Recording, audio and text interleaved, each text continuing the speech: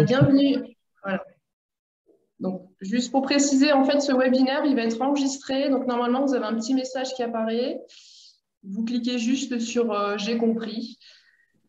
Et alors, pourquoi on l'enregistre? Simplement parce que bon, l'idée, c'est de garder une trace un peu aussi de nos échanges et pouvoir mettre la vidéo à disposition des agriculteurs qui n'auraient pas pu participer cet après-midi. Donc là, on vous propose un webinaire consacré à des retours d'expérience de producteurs sur la commercialisation de leurs produits en GMS. Alors, on vous propose 3 témoignages de producteurs du Grand Est. Donc, le premier témoignage, vous l'avez eu sur l'invitation, va plutôt traiter de produits laitiers. Donc là, c'est Christelle Bontemps en Meuse qui va nous faire part de son expérience. Ah, voilà, une personne qui arrive, je pense. Voilà. Le deuxième témoignage donc de Thomas Lenoble, arboriculteur donc dans les Ardennes. Donc lui va plutôt nous parler de la vente de ses pommes. Voilà. Et enfin, on abordera les produits secs avec Caroline Payen qui vient de la Marne et donc qui, elle, commercialise des pâtes qu'elle fabrique chez elle auprès de la GMS. Je vous précise simplement que ce webinaire, il est organisé par le réseau Bienvenue à la ferme. Donc c'est une marque portée par les chambres d'agriculture autour de la vente directe et de l'agritourisme.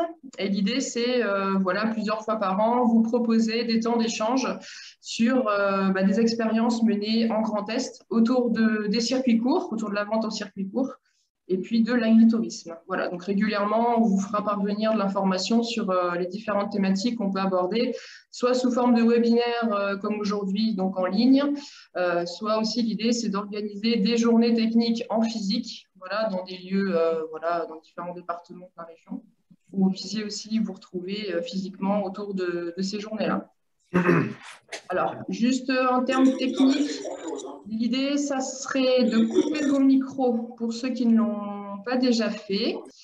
On va simplement laisser les micros pour nous en tant qu'organisateurs et puis pour la personne qui va témoigner. Si vous avez des questions, alors vous avez un petit chat sur lesquels vous pouvez poser vos questions durant le témoignage et puis on les traitera donc à la fin de chaque intervention. On va compter à peu près une trentaine de minutes par intervention et puis après on traitera vos questions à chaque fois. C'est bon pour tout le monde? Ouais. Ok. Eh bien, Christelle, je te propose de démarrer. Voilà, sur un retour d'expérience que tu peux nous proposer sur la vente de tes produits en GMS. D'accord, donc je me présente. Bonjour à tous, Christelle Bontemps. Donc, je suis agricultrice à Bainville dans le sud meusien, à côté de Gondrecourt-le-Château, sur le ARL des Forges avec mon mari Vincent Bontemps. Donc, on a une ferme laitière de 700 000 litres et de 350 hectares en agriculture bio. Et donc, on transforme 200 000 litres de lait en produits, en dessert lacté, en ultra frais. Donc, crème dessert, riz au lait, fromage blanc, fromage blanc, yaourt. Et donc, on répartit de la façon suivante notre activité. On a 20% qui sont sur les 20% sur les magasins de producteurs et épiceries fines, 40% sur les collectivités, donc lycées et collèges, et 40% en GMS. Donc, en GMS, on a deux façons de traiter. Soit on travaille en EDI, donc c'est de la gestion centralisée. C'est les GMS qui commandent directement sur notre plateforme. Et à la fin du mois, on redonne 3% sur les factures. Donc là, on ne touche pas du tout. On ouvre notre logiciel et on sait ce qu'ils ont commandé. Et après, on a une autre façon aussi de travailler. Donc, ce n'est pas la gestion centralisée. Là, on passe les coups de fil le lundi avant 10 h et on a tous nos commandes et on enregistre. Donc, quand c'est de la gestion centralisée, ce sont les Auchan, Match, Cora, Carrefour. Et tout ce qui est gestion non centralisée qu'on prend encore par téléphone, ce sont les Intermarchés, les Leclerc. Donc, tout ce qui est gestion centralisée par EDI, on a fait un dossier d'agrément. Donc, on a travaillé directement avec les maisons mères en général qui se situent sur l'île. Donc, dossier d'agrément, c'était un contrat cadre.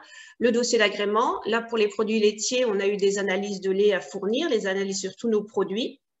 Et impérativement, aussitôt qu'on travaille avec une GMS, il faut un GEN code, c'est-à-dire qu'il faut qu'on achète à GS1, un GENCODE, donc le chiffre avec le numéro 3 et ce qui s'ensuit. Question des tarifs. Je continue comme ça, hein, Céline? Vas-y, juste si tu peux préciser ce que tu sous-entends par EDI. EDI, c'est de la gestion centralisée, en fait. Voilà, on a le logiciel, on a acheté, nous, on a favorisé le logiciel Socléo panier local et eux rentrent sur leur EDI qui retransfère directement sur notre logiciel. Donc, tous les lundis matins, je vois combien j'ai de yaourt nature, yaourt fraises, framboises qui sont commandés. D'accord. Voilà. Et ça c'est un peu une discipline que tu t'es mis avec les GMS, c'est-à-dire que eux, quand ils ont besoin de te commander des produits, la date du lundi a été arrêtée. Comme ça, toi, en termes d'organisation, voilà. Voilà, ils ont tous pris l'habitude, en fonction des gens, il y en a qui envoient les commandes le samedi, le lundi, voilà. Mais avant le lundi 10h, on a tout l'ensemble de nos commandes. D'accord. Voilà, par EDI. Après, question de hausse de tarifs. Bon, on n'a jamais eu de soucis avec les grandes surfaces, en fait. 2 mois avant le 1er janvier, on envoie nos augmentations de tarifs, en sachant que ça fait à peu près maintenant 5 ans qu'on travaille avec les GMS. Voilà. Aussi, quand on fait des opérations, en fait, pour se faire connaître dans les magasins, donc on propose des opérations producteurs, opérations Lorraine. Sur les OP, à chaque fois, on fait une remise sur nos produits. Ce qui est bien dans les GMS, c'est qu'on n'assume pas la casse. Donc, on travaille directement avec les GMS sans casse. Mais bien entendu, si nos produits ne se vendent pas, on sort des magasins, des rayons. Ça, c'est... Ce qui est bien aussi, c'est qu'on fait du volume. Voilà. Et ils nous imposent une DLC de 21 jours de fabrication quand même. Donc, on ne peut pas mettre des dates courtes, des choses comme ça, ce qui est tout à fait normal pour des GMS. Quoi dire d'autre? Voilà. Après, oui, il faut être présent dans les magasins et avoir un suivi, les bordereaux de livraison aussi.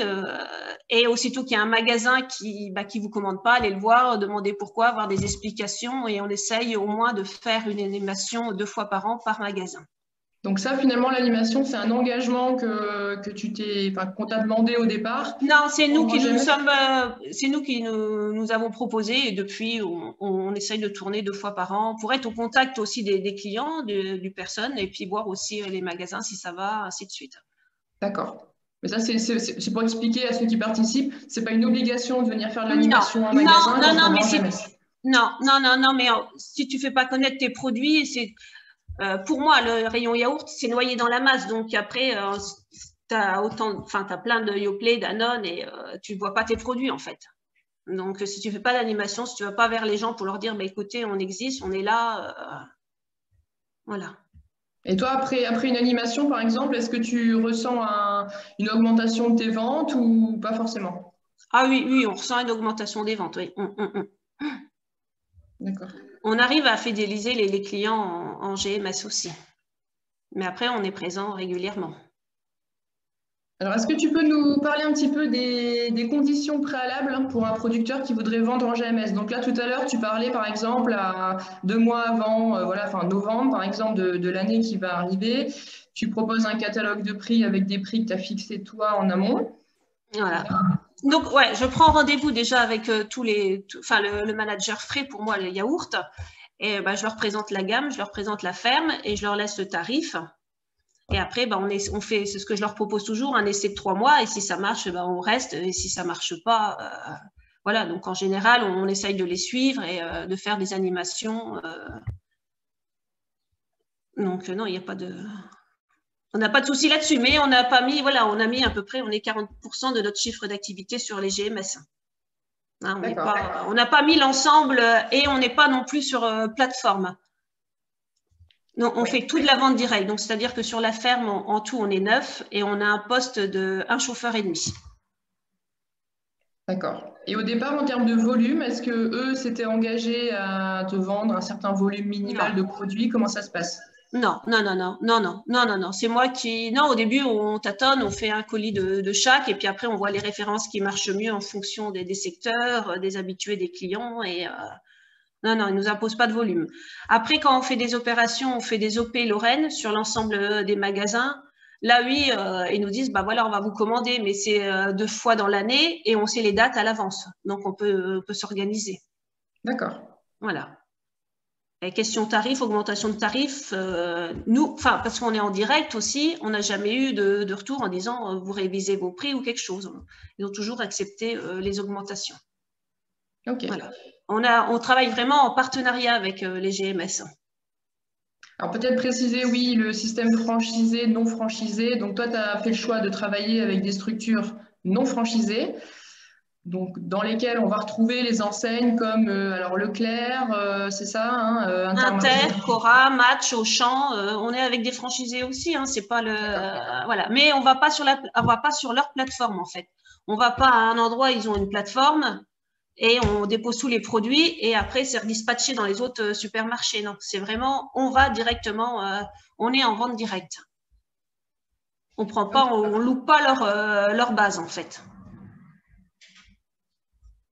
Alors, il y avait une question, est-ce que vous travaillez avec des commerciaux pour vendre vos produits? Comment ça se passe sur la partie commerciale? Non, c'est moi qui va démarcher les magasins. Voilà. D'accord. Alors, peut-être préciser en termes de packaging, tu parlais tout à l'heure des codes barres, enfin, des gènes codes. Est-ce que toi, tu as adapté tes conditionnements, ton packaging pour vendre en GMS? Ah oui, oui, oui, parce que si tu peux pas vendre en GMS si tu n'as pas un gène code. Ça, c'est la première chose qu'ils vont demander. Hein. L'agrément CE pour les produits frais fins laitiers et le gène code qui va avec, parce que la caissière, elle va pas s'amuser. Voilà, il faut vraiment un gène code. Acheter un gène code à GSC1, nous on a acheté ça et.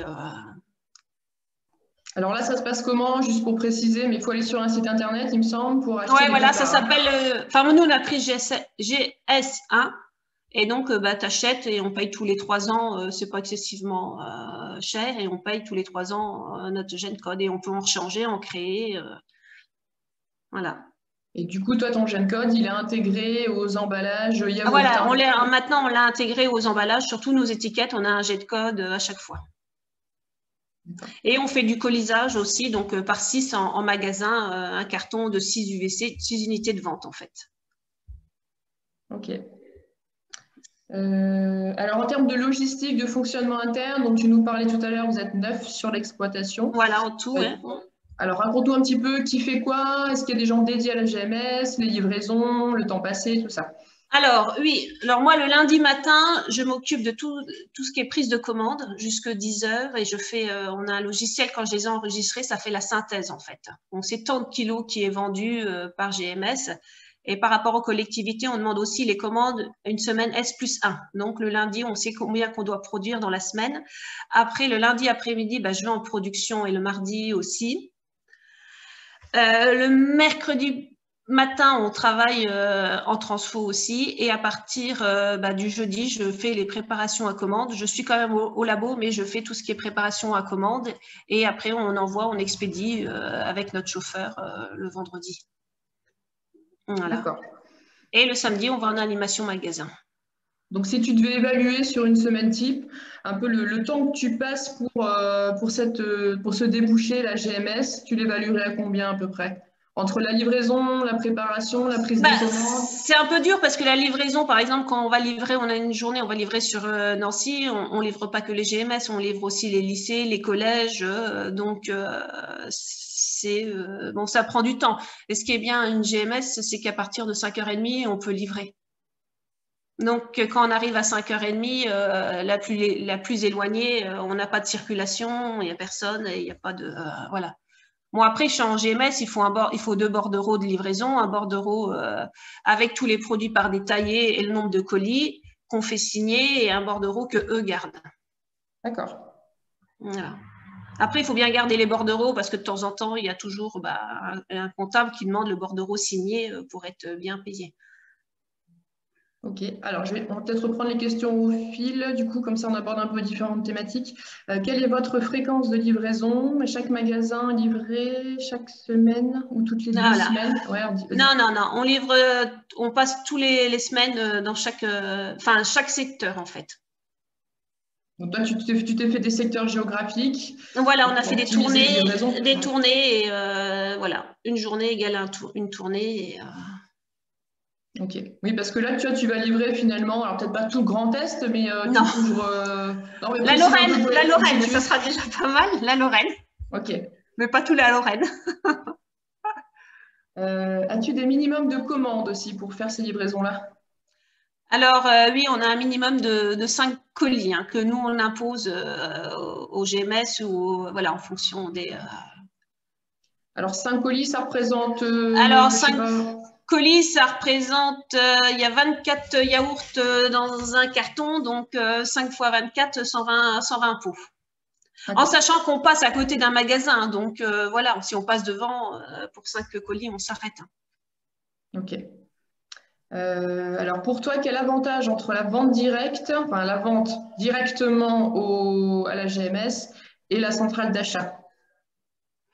Bah, la centrale d'achat, on n'a jamais passé par la centrale d'achat parce qu'on nous a toujours dit, après je sais pas, je travaille pas, mais on nous a toujours dit que la centrale d'achat, quand on allait sur la base de la centrale d'achat, à un moment donné, comme ils redispatchent, à la fin de l'année, bah, il faut leur louer l'emplacement et puis le dispatching. Donc c'est pour ça. Mais nous, on préférait faire de la vente directe, avoir affaire directement au manager. Après, on tisse des liens avec eux.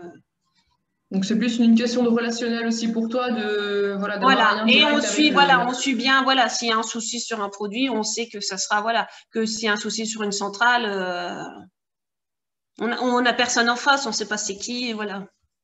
Et puis D'accord. la location, on nous a dit que la location de la centrale à la fin de l'année était payante. Mais ça, on n'a pas vérifié. Hein. Ok. En termes de rentabilité, donc tu as annoncé quelques chiffres tout à l'heure, hein, à peu près 40% du chiffre d'affaires global voilà, en produits transformés qui part en GMS. Voilà. Tout à fait. Et en volume, ça représente à peu près combien à l'année, à la loupe? On transforme 200 000 litres par an. Ouais. Ok. Donc, 40% 40%, voilà. de ces 200 000. Calcul. Par rapport aux invendus, comment ça se passe? De toute façon, là, c'est de l'achat-revente. Nous, on n'a pas d'invendu, on n'a pas de casse.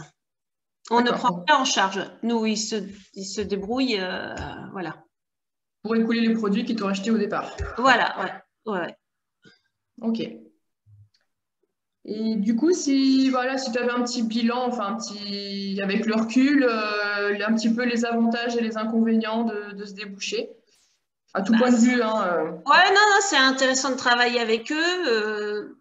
Ils ont été les grandes surfaces ont été beaucoup plus forts que nous, agriculteurs, parce qu'ils savent au millimètre près comment ranger les affaires, ainsi de suite, que nous, dans les hangars, on a de la place, on met un peu n'importe comment, que eux, tous les bureaux sont vraiment très fixes, très précis, moindre millimètre, c'est comme ça. Et c'est une bonne expérience.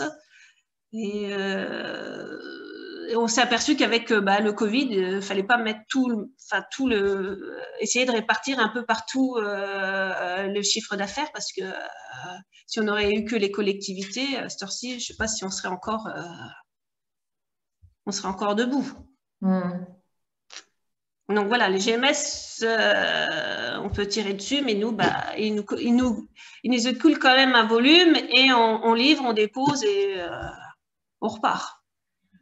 oui, Mais toi, on fait un vas-y. suivi quand même voilà, de nos magasins. Je surveille que tout le monde, que le lundi, voilà, que tout le monde ait commande régulièrement. D'accord. Oui, il y avait une question. Est-ce que tu effectues la mise en rayon de tes produits? Non. Toi, tu livres, c'est la On personne dédiée dépose, au. voilà. Il y a le réceptionniste, on dépose et il contrôle, le chauffeur contrôle avec lui qu'il y a bien le nombre de colis et on repart. Et par rapport au délai de paiement, parce que c'était un petit peu le bémol aussi des GMS, c'est que le paiement était assez loin. Enfin, il y avait des délais de paiement qui étaient importants. Comment ça se passe, toi, de ton côté? Ouais, il y a des délais de paiement qui sont encore assez importants. Ça a été réduit, mais on a encore 2 mois sur certaines marques. D'accord.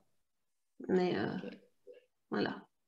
Et donc, toi, au départ, on n'en a pas trop parlé, mais c'est vrai qu'ils t'ont demandé d'avoir l'agrément sanitaire. Bon, tu l'avais, Ah mais oui, de c'était toute quand même façon, une prérogative. je l'avais, mais c'est obligatoire. Agrément sanitaire, GENCODE. C'est les deux choses. Et puis après, un suivi des magasins. Sinon, Ils voient tout de suite. Ok.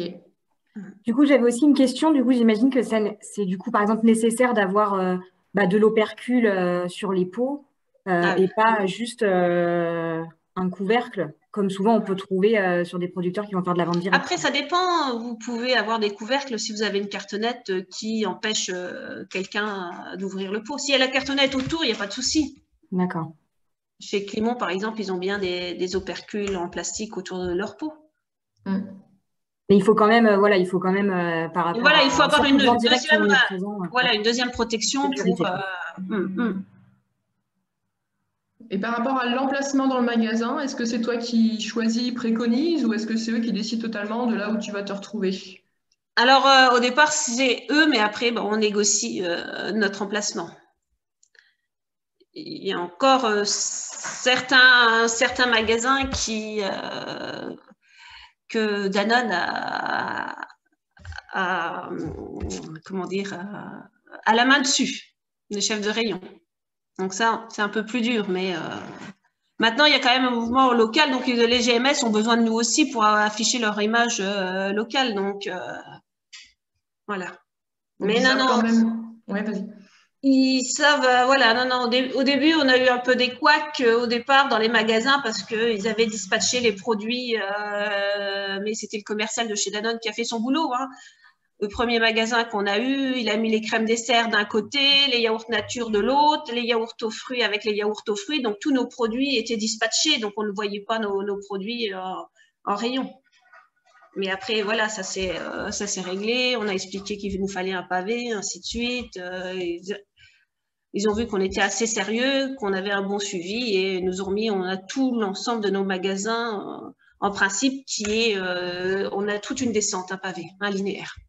D'accord. Mais au début, c'était dur, voilà. Hein. Vous avez les commerciaux, des grands groupes qui passent et puis je dirais que c'est pas trop les magasins qui nous embêtent, mais c'est les commerciaux, ils font leur rôle, hein, donc voilà. Hein. Et ils ont des meilleures techniques que nous, sûrement. Alors, il y avait une question. Est-ce que vous faites de la publicité sur lieu de vente ou est-ce que ce sont les GMS qui s'en occupent? Alors, tu parlais des animations tout à l'heure. Ouais, alors la publicité, on en avait acheté, on avait pas mal acheté de PLV. Et après, on s'est aperçu que en fait, c'était les GMS qui... J'ai certains magasins, on l'a encore, et il y a d'autres, ils ont enlevé parce que les directeurs ne voulaient quelque chose d'uniforme dans leur rayon. Donc, ça faisait trop chargé, ils ont tout enlevé. D'accord. Mais l'animation, non, on vient, donc on a des vestes, voilà, bon, pour l'instant, on va avoir le droit de nouveau de refaire la dégustation, mais quand on vient à l'animation, oui, on a un déroulant, on a nos vestes, on marque bien notre présence. Et ces temps d'animation, ça dure quoi? Une demi-journée à peu près? Et maintenant, on s'est aperçu, oui, le matin, il n'y a pas de souci, ça marche, il y a du monde. Et l'après-midi, jusqu'à 4 heures, il n'y a plus grand monde dans les grandes surfaces. Les gens reviennent vers 4 heures.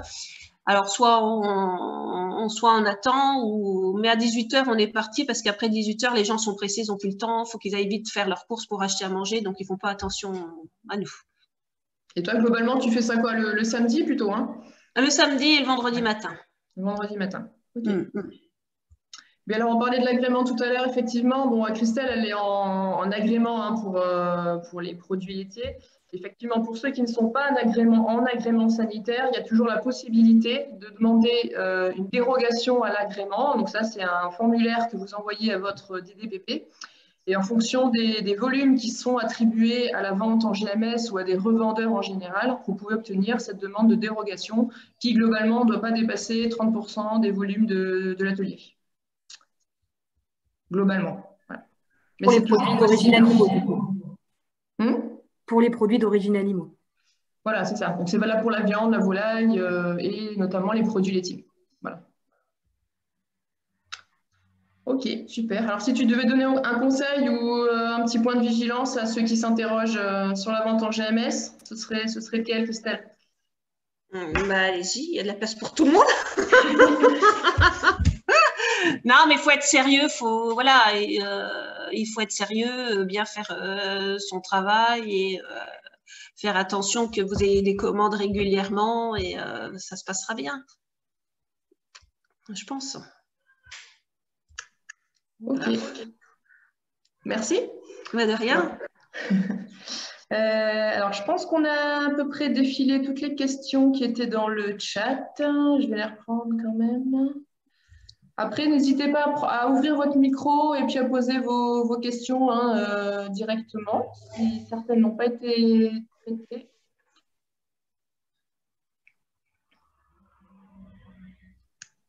Moi, j'ai une question par rapport aux opérations. Vous parliez de remise. C'est des périodes où l'enseigne vous met en avant dans des prospectus, dans des allées centrales. Voilà. Ça prend c'est sous quelle forme? Alors, il y a deux choses.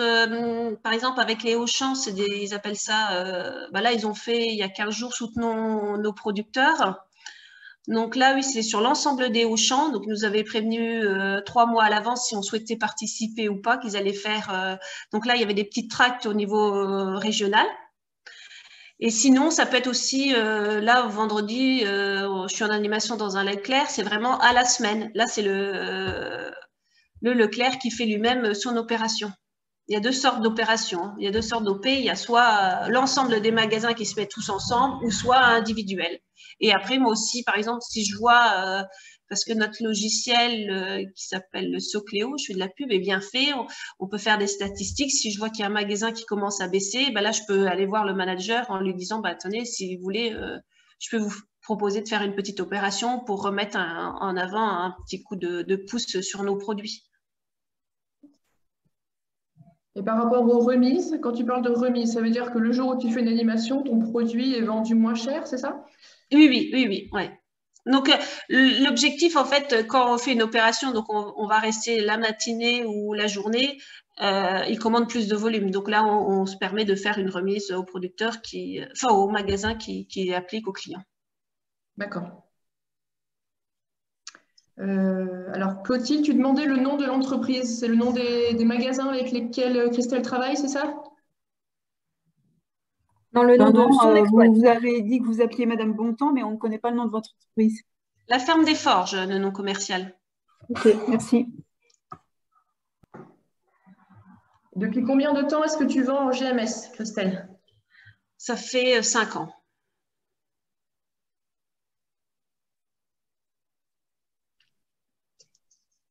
Ok. Est-ce qu'il y a des dernières questions sur ce premier témoignage? Oui, moi j'avais encore une question. Allez-y. Pour le suivi des rayons, vous n'avez pas de souci des fois avec les chefs de rayon qui sont souvent débordés? Nous, on est dans le surgelé et ils ont un très très vaste rayon et on a l'impression qu'on est un petit peu abandonné dans les rayons. C'est pas votre cas? Non, parce que je vous dis, on essaye de suivre les magasins, voir s'il y a quelque chose qui pêche en faisant des statistiques régulièrement. Mais c'est vrai que si, par exemple, j'arrivais en animation, ils étaient à la bourse qui rangent, j'étais chercher le tire-pale et puis j'ai tiré la palette et j'ai rechargé nos produits. Hein.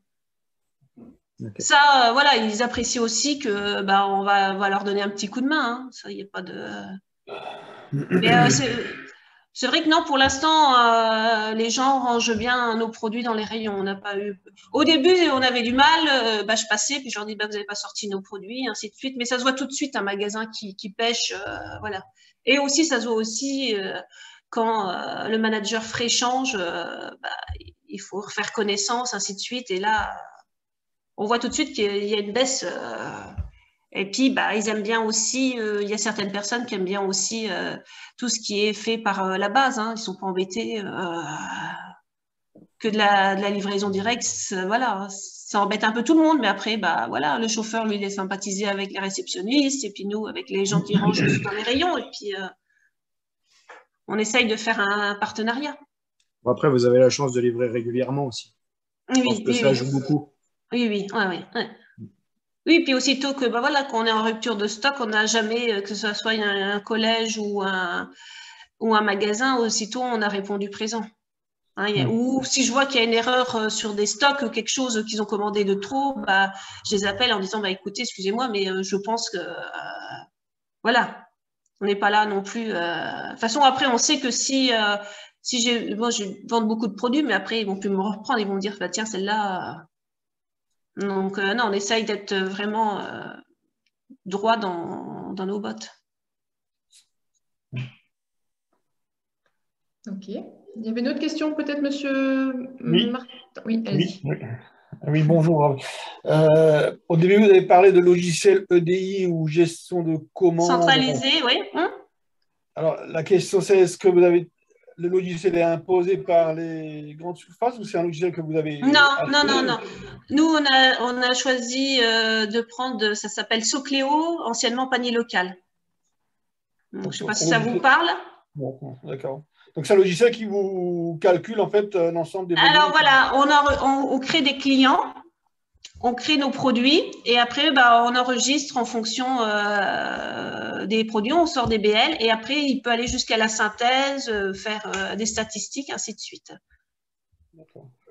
Mais toi, du coup, la prise de commande entre la GMS et ton entreprise, elle est pas informatisée. Et toi, il faut que tu rentres après toutes ces commandes-là dans l'outil. Alors, sur les Auchan, Match, Cora, Carrefour, c'est informatisé, c'est ça, la gestion centralisée. Ça passe par leur logiciel, le Auchan, ça s'appelle Meti, et ça revient directement par EDI sur notre logiciel Socléo.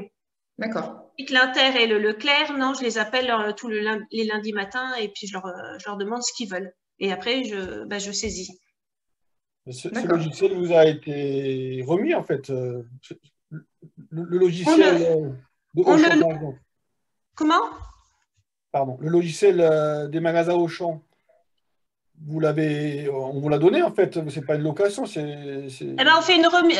Ça passe de leur logiciel à eux, l'EDI, et ça revient directement, automatiquement sur notre logiciel Socléo. Pour tous les magasins Auchan que vous livrez. Tous les magasins Auchan, ouais. Et on fait une remise à la fin par mois de 3% par rapport à ça, de gestion centralisée. Ouais, c'est un peu comme une centrale aussi. Alors, vous regroupez tous les magasins Auchan en fait. Voilà, mais on ne va pas livrer sur la base. D'accord. Voilà. Très bien, merci. Et toi, l'outil Socléo, donc tu le loues, hein, c'est une charge que tu as toi pour la gestion des commandes. Oui, voilà. Gestion des commandes, voilà, et puis on inscrit nos DLC dessus, on peut faire une recherche de produits, on ne sait jamais s'il arrive quelque chose, on sait où sont nos produits, voilà, on sait combien qu'on a produit par semaine et à qui on a livré.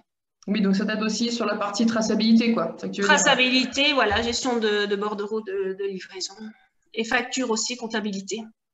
Parce que le logiciel va jusqu'à saisir quelle date, quel numéro de virement, ainsi de suite. Je sais qui c'est qui ne m'a pas payé, voilà.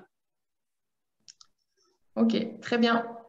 Peut-être juste pour compléter sur les logiciels et notamment Socléo, je vous mets dans le chat un lien vers un site où toutes les plateformes de vente en ligne sont répertoriées et donc vous avez notamment dedans des sites comme Socléo.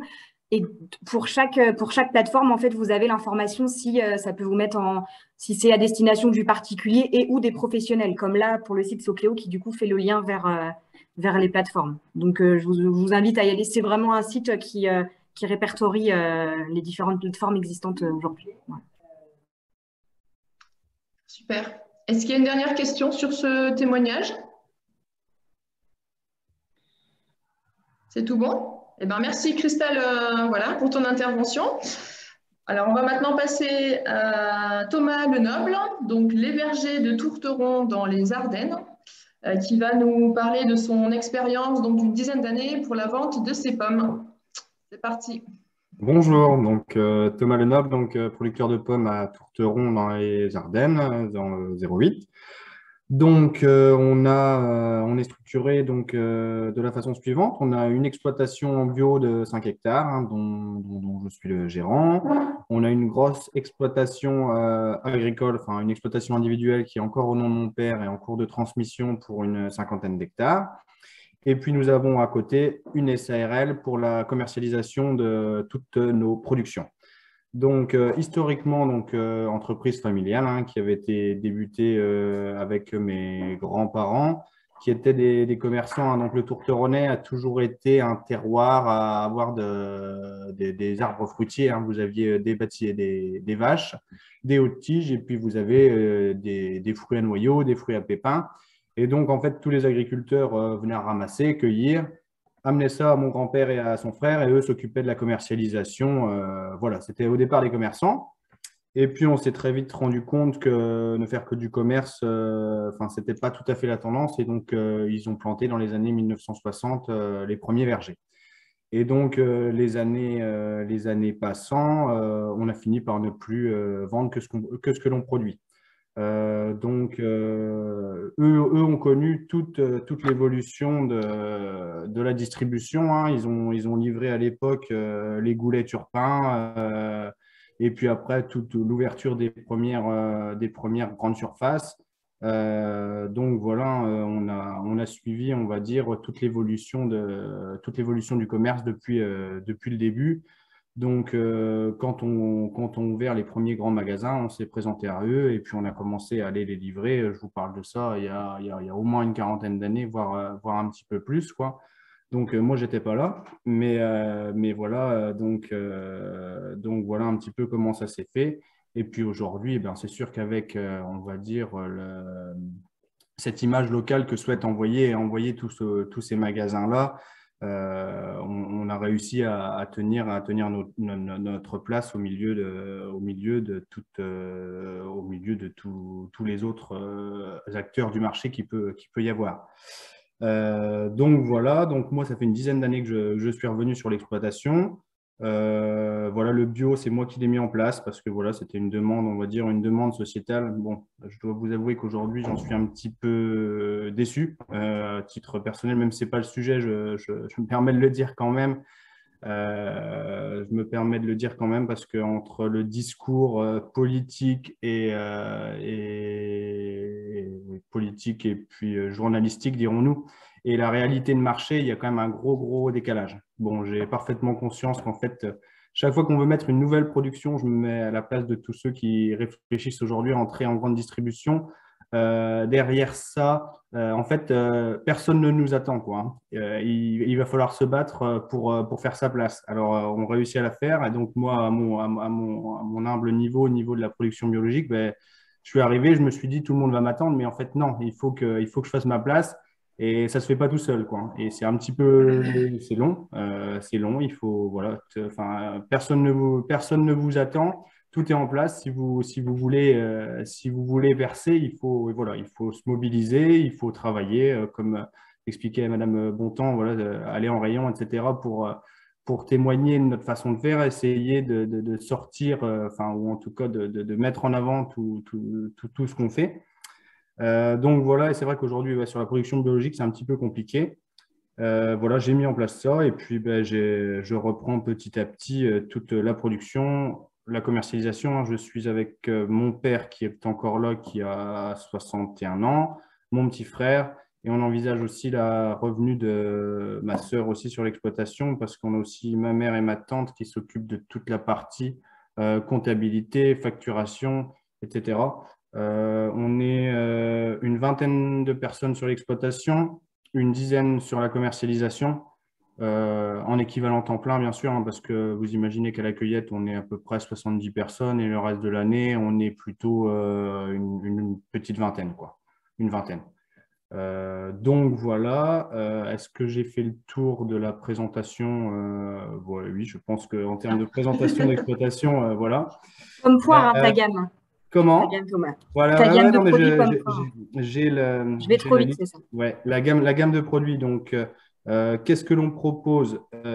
Donc, ouais, je vais juste revenir aussi sur notre façon de commercer. Donc, on a la grande distribution. Donc, la grande distribution qu'on va séparer en deux parties, c'est-à-dire le direct magasin, comme Madame Bontemps, et on a aussi deux centrales d'achat. Donc, je vais vous expliquer un petit peu le fonctionnement. Et puis, on a tout ce qui est restauration collective. Alors, on passe par un grossiste, on ne va pas directement livrer les lycées, mais on est dans une très bonne relation avec un grossiste important du secteur. Voilà, bon, ce n'est pas le sujet. Et puis, un tout petit peu de vente de détail. Donc, les gammes de produits, aujourd'hui, nous, donc on est sur du fruit de la pomme à couteau. pommes, poires à couteau. Donc, on va livrer ça en vrac, hein, on appelle ça en vrac, c'est-à-dire en plateau, en palox. Palox, c'est les grandes caisses de 330 kg ou en plus petit conditionnement de 50 kg. Enfin, voilà, toute la gamme vrac. Et puis après, on va avoir de l'emballé, du sachet. Donc, 1, 2, 3 kg, un petit peu de barquette. Voilà. Et puis, voilà un petit peu les différentes gammes. Et on fait un tout petit peu de jus de pomme que l'on fait transformer par le pressoir des gourmands, qui est un prestataire à Charleville-Mézières. Voilà un petit peu, mais vraiment notre cœur de métier, c'est la vente de produits bruts, on va dire, hein, bruts. Donc, cueillette, stockage, conditionnement, et puis emballage et livraison derrière, quoi. Donc, c'est sûr qu'on n'a pas des gammes aussi variées. Ce qui va être varié, c'est nos variétés, quand on a une vingtaine de variétés qui vont évoluer au fur et à mesure de l'année, avec quand même, on va dire, 4-5 grosses variétés qui représentent à elles seules 60-70% de nos volumes. Voilà. Alors, avec qui travaillons-nous? Donc, on travaille avec tous ceux qui veulent de nous. Un petit peu comme Madame Bontemps, Leclerc, Carrefour, Cora, Intermarché, Netto, Hyper U. Qui est-ce que je peux oublier? Enfin voilà, en gros, toutes les personnes qui peuvent se rapprocher de nous, on est intéressé. On avait été approché par Leader Price. Après, on était sur des volumes qui étaient un peu trop peu, quoi. Donc, on n'a pas fait. Aldi, on s'était posé la question de rentrer en centrale d'achat, mais ça ne s'est pas fait pour le moment, en tout cas. Et puis, Lidl, la centrale ne doit pas être trop près de chez nous non plus. Mais voilà. Alors, donc, en passant en seconde position, je vais un petit peu répéter la façon dont on travaille le direct magasin. Donc, nous, on livre 6 jours sur 7. Hein. Donc, en fait, on téléphone tous les matins, on va dire, à tous nos plus gros clients, hein, tous les hypermarchés. Et puis, où ça arrive qu'on n'ait pas le temps de les appeler, que ce soit eux qui nous appellent, on prend commande tous les matins, on prépare l'après-midi, on livre le lendemain matin, quoi. Donc, on a toujours, on va dire, un stock de produits préparés d'avance, quoi. On prépare et on a toujours un petit peu d'avance. Donc, voilà, direct magasin, on s'appelle, on a une relation commerciale avec les chefs de rayon. Et puis, on vient livrer en magasin. Oui, c'est sûr que là, il y a quelque chose de très important, c'est cette fameuse relation que l'on peut avoir avec les chefs de rayon. Parce que d'un chef de rayon à l'autre, on peut avoir, on va dire, toute notre gamme, c'est-à-dire toutes nos variétés, tous nos emballages. Et alors, je regarde les questions, mais je les prendrai peut-être après parce que ça va me perturber. Et de l'autre côté, vous avez des chefs de rayon qui n'ont pas envie de se compliquer la vie, centrale d'achat, une référence ou deux chez nous, et puis on ne fait rien ensemble, quoi. Et dans un même magasin, vous changez de chef de rayon, ça peut être du tout à rien ou du rien au tout de façon assez impressionnante. Donc, le direct magasin, ça nous permet de passer, on va dire, des fois des petits défauts, choses qu'on ne peut pas faire en centrale d'achat. Ça nous permet en centrale d'achat, vous avez un calibre donné, une catégorie donnée, il faut que vous rentrez dans cette case, tout ce qui est au-dessus, en dessous, tout ce qui ne passe pas. Que le direct magasin nous permet de faire des choses, il s'adapte un petit peu plus à nous, quoi. Et ça, c'est quand même très appréciable. On a, on va dire, encore des vraies relations commerciales avec les acheteurs. Et puis, à nous de les travailler, à nous de faire en sorte que les choses se passent bien pour que ça puisse continuer. Mais là, il y a vraiment une vraie affaire d'homme à homme ou d'homme à femme pour la mise en avant et on va dire les quantités qui puissent être passées, quoi. Donc, le direct magasin, le gros souci qu'on rencontre aujourd'hui, nous, sur la pomme, c'est aujourd'hui les pressions qui sont faites par les centrales d'achat sur quelques enseignes. Donc, c'est un petit peu paradoxal ce que je vais vous expliquer, mais aujourd'hui, il faut comprendre qu'en fait, la centrale d'achat est presque une entité à part du magasin.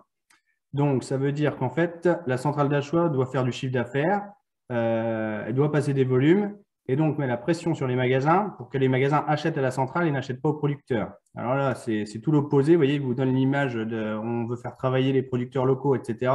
Et de l'autre côté, les centrales d'achat obligent les chefs de rayon oblige ou livre sans leur demander leur avis. On fait un super travail, on travaille super bien pendant 1 mois et demi. La centrale d'achat décide que la semaine 36 de l'année, on va faire une promotion. On livre tout un tas de pommes qui sont moins belles, au même prix que nous, dans des calibres bien moins intéressants et qui vont dégoûter les gens, mais ce n'est pas grave. Hop, on vous met dehors pendant une semaine. C'est ça qui est aujourd'hui très, très écœurant à mon niveau. Cette pression-là qui est faite des centrales d'achat sur certaines enseignes. Ce n'est pas le cas partout. Hein, là aussi, il y a une question de franchisés et de non franchisés. Aujourd'hui, les franchisés, vous avez le patron qui est là et ils sont moins dérangés. Mais les non franchisés, je n'en citerai pas, mais aujourd'hui, c'est quand même un vrai problème et ça arrive que des fois, on se fasse mettre dehors pendant une semaine ou deux, juste pour une question de décision, on va dire, sur les échelons supérieurs. Donc voilà. Et puis après, donc de l'autre côté, centrale d'achat.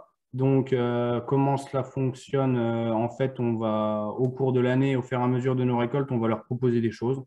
Donc, de la golden en sachet de 2 kg. On propose. Alors, à quel prix? De toute façon, la pomme, contrairement à des produits, on va dire, des produits locaux, fermiers, etc., il y a un marché. Il y a un marché. Donc, l'année où vous avez énormément de pommes, elles ne valent pas très cher et vous vous alignez et puis vous vendez à ce prix-là. Et l'année où il n'y en a pas, cette année-là, ça vaut le coup. Donc voilà, après les cours de marché, on connaît les tendances et puis on se positionne au cours de marché, quoi. Donc voilà. Après, en termes on va dire, de promotion ou autre, dans le direct magasin, en fait, ils ont des promos qui sont programmés tout au long de l'année. Ce qui se passe en général, c'est qu'ils nous appellent, ils nous disent, voilà, on a une promo de prévue cette semaine-là à ce tarif-là. Est-ce que vous voulez la faire avec nous? Est-ce qu'on la fait avec la centrale? Nous, bien sûr, tout dépend de la récolte que l'on a fait, mais en général, tous nos directs magasins, excusez-moi, tous nos directs magasins, on les suit, y compris dans les promos, parce qu'on les suit d'un bout à l'autre, pour essayer vraiment d'avoir ce suivi de nos produits dans le rayon. Et puis en centrale d'achat, 2 possibilités. Soit c'est eux qui nous appellent en nous disant on a une promotion nationale, est-ce que vous voulez la faire avec nous? Ou soit c'est nous qui avons, sur la jaune à gold, on en a énormément et on aimerait en déblayer un petit peu. Et c'est nous qui faisons une proposition en disant voilà, on peut vous proposer cette pomme-là à ce prix-là pour déblayer les volumes. Et puis, eux prennent ou ne prennent pas, ou en tout cas proposent à leur magasin. Et puis, une fois que vous avez mis en route vos lignes, après, sur l'année, vous recevez tous les jours. Alors aujourd'hui, on a encore par mail et on est en train également de passer en EDI, c'est-à-dire qu'on reçoit sur un serveur la commande pour le lendemain, quoi. On la reçoit le matin avant midi, on prépare l'après-midi et on livre en N+1, quoi. Donc voilà un petit peu comment ça se passe. Qu'est-ce que je peux vous dire d'autre? Quel est le rayon de vente, magasin le plus loin? Donc, nous, on a 2 tournées. Une sur les Ardennes, donc Charleville-Sedan, et une sur la Marne. Donc là, on a un chauffeur qui décolle tous les matins à 1h30, qui va faire Châlons. Donc, à Châlons, on va retrouver la centrale Leclerc et Carrefour Châlons. On va jusqu'à la centrale Intermarché, qui est juste à côté de Vitry-le-François.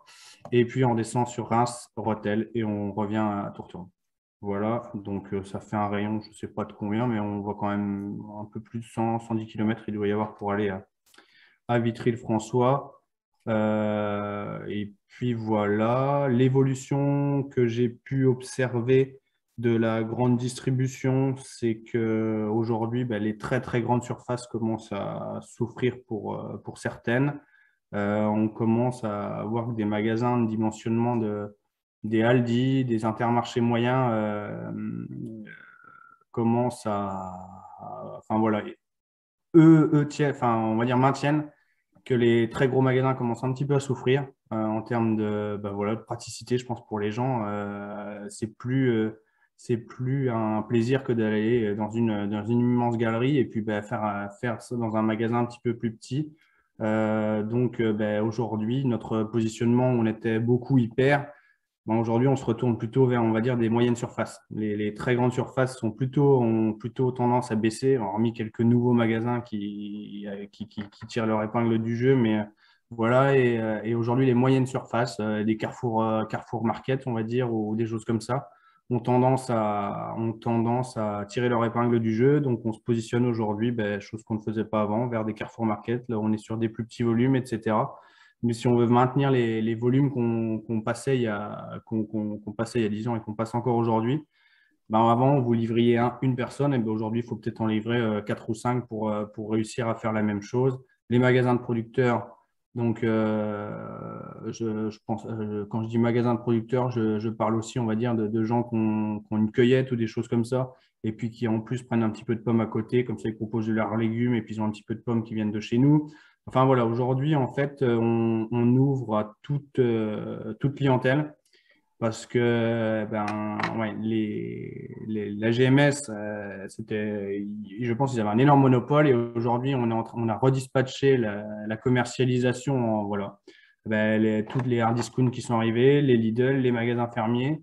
En fruits et légumes, ce qui nous fait énormément de mal, c'est les grands frais qui eux aussi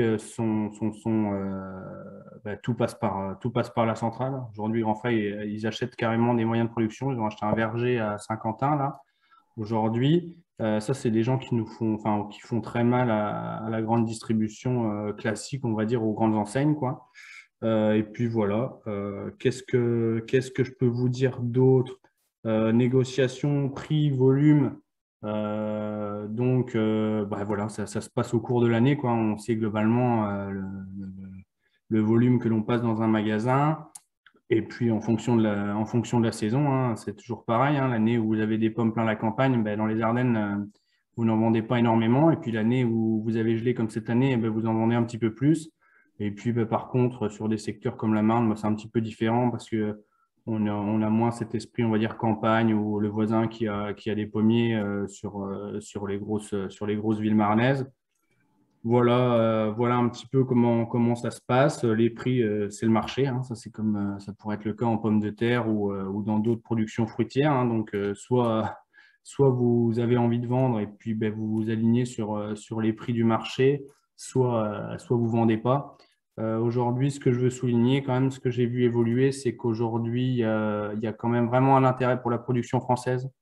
Il y a une dizaine d'années, on nous mettait sur la même ligne que des poires ou des pommes d'autres pays. Je pense à nos voisins belges qui sont toujours beaucoup moins chers que nous. Alors, pour quelles raisons? Est-ce que c'est une subvention de leur agriculture? Est-ce que c'est des fruits qui viennent d'autres pays d'Europe où le coût de la main-d'œuvre est beaucoup moins cher? On n'en sait rien, mais ça, c'est un problème. Aujourd'hui, il y a quand même des lignes, quoi. Aujourd'hui, pour vous donner un exemple, la poire française, elle peut être à 1,30 et la poire belge à 1 euro, quoi. Aujourd'hui, il y a vraiment une différenciation et une volonté quand même de consommer français. Ça, c'est quand même, on va dire, des signes positifs pour nous, producteurs français, qui ont quand même des coûts. Je ne vous ferai pas de leçons sur l'agriculture, mais des coûts de main-d'œuvre pour ceux qui ont des salariés, des problématiques phytosanitaires que l'on n'a nulle part en Europe, il ne faut pas s'en cacher. Et donc aujourd'hui, on a quand même au niveau commercialisation, on va dire, une rémunération un petit peu plus intéressante des contraintes et du mal que l'on peut avoir, quoi. Et ça, c'est quand même des signes positifs. Et aujourd'hui, on est quand même, je pense que la grande distribution est en attente de produits français. Et en tout cas, sur le fruits et légumes, il est mis en avant. Et donc, c'est quand même quelque chose d'intéressant et qui pourrait permettre ou donner l'envie de certains de se lancer. Qu'est-ce que je peux vous dire d'autre? Je reprends aussi la petite liste que Enora m'avait. Peut-être par rapport à Christelle, tu me disais que toi, du coup, tu faisais peut-être beaucoup moins d'animation magasin, parce que Christelle est quand même pas mal présente pour présenter ses produits. Alors oui, on est sur des productions qui sont un petit peu différentes. Hein. Nous, la pomme et la poire, en fait, on n'a pas à faire découvrir quelque chose qui est connu, ou même si on peut avoir des différences d'un terroir ou un autre. Nous, on fait très peu d'animation en magasin. Bon, déjà, ça fait 40 ans qu'on est là, donc en termes de, on est un petit peu, on est déjà un petit peu connu. Et puis voilà, donc ça arrive, on peut en faire, mais on en fait très très peu. Et puis voilà, donc le jour où il y a besoin, on le fait, mais on ne fait pas déguster une pomme comme on peut faire déguster des yaourts de terroir, etc. C'est un petit peu, c'est pas tout à fait, on n'est pas tout à fait sur le même créneau, quoi. Voilà. Donc, voilà, ouais, c'est sûr qu'aujourd'hui, un des gros avantages de la grande distribution, que ce soit la grande distribution, les grossistes avec qui on travaille, c'est quand même, on livre, et puis après, c'est eux qui font le travail, quoi. C'est eux qui font le travail, et donc on a quand même, quand je compare mon temps, le temps passé par rapport à mes amis qui peuvent faire de la vente directe sur les marchés, les foires, les dimanches, les jours fériés, etc. Voilà, nous, on va dire, on termine de prendre les commandes le samedi à midi. On est tranquille jusqu'au dimanche soir pour préparer, charger les commandes du lundi matin, quoi. Donc, on va dire qu'on a la chance d'avoir nos dimanches, hormis sur la production où là, c'est d'autres problèmes, mais sur le reste de la saison, au niveau du commerce, on a quand même cette chance d'avoir nos dimanches, on va dire. Et puis voilà. J'avais une question sur l'ensemble de vos débouchés. Là, la GMS, ça représente à peu près combien en pourcentage? Donc, je vous dis, aujourd'hui, on a GMS, et puis on va dire grossistes. Les grossistes, ça représente peut-être une vingtaine de pourcents, et puis on a quand même 80% GMS. Et puis on a un tout petit peu de vente directe qui représente, je ne sais pas, peut-être 3-4%. Enfin, on a un petit magasin qui est ouvert tous les jours où on voit du monde, mais à côté des volumes qu'on peut passer. Mais là où en fait on attache beaucoup d'importance, c'est la diversité de nos GMS, quoi. On veut pas 70% dans une même enseigne, quoi. Aujourd'hui, on est plutôt à 20-30% maximum d'une enseigne à l'autre pour essayer de limiter les risques en cas de problématique avec l'un ou avec l'autre. Ouais. D'accord. Voilà. Mais aujourd'hui, en fait, avec les aléas climatiques, ça fait quelques années qu'on est plus dans une problématique de manque de production plutôt que dans une problématique commerciale. Même si les volumes baissent, oui, c'était la sécheresse l'an passé, ça a été le gel cette année. Voilà. Tous les ans, il y a quelque chose et qui ne nous permet pas de faire le plein complet pour pouvoir être dans un commerce où il faille absolument vendre, etc. Mais du coup, c'est aussi confortable pour nous d'avoir des volumes un peu moins importants.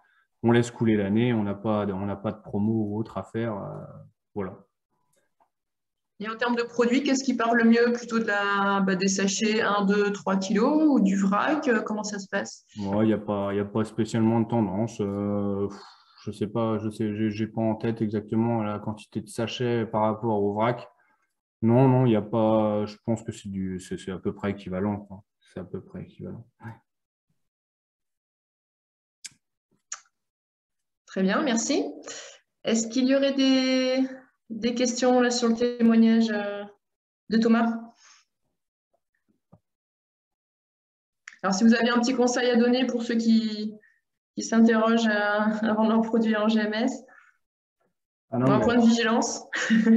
Non, mais moi je pense que ouais, il y a vraiment une volonté de consommer local et de trouver des produits locaux en rayon. Mais par contre, oui, c'est sûr que la problématique, que ce soit dans la viande, dans les produits laitiers ou autres, c'est qu'en face de vous, et aujourd'hui, même nous en pommes, on arrive.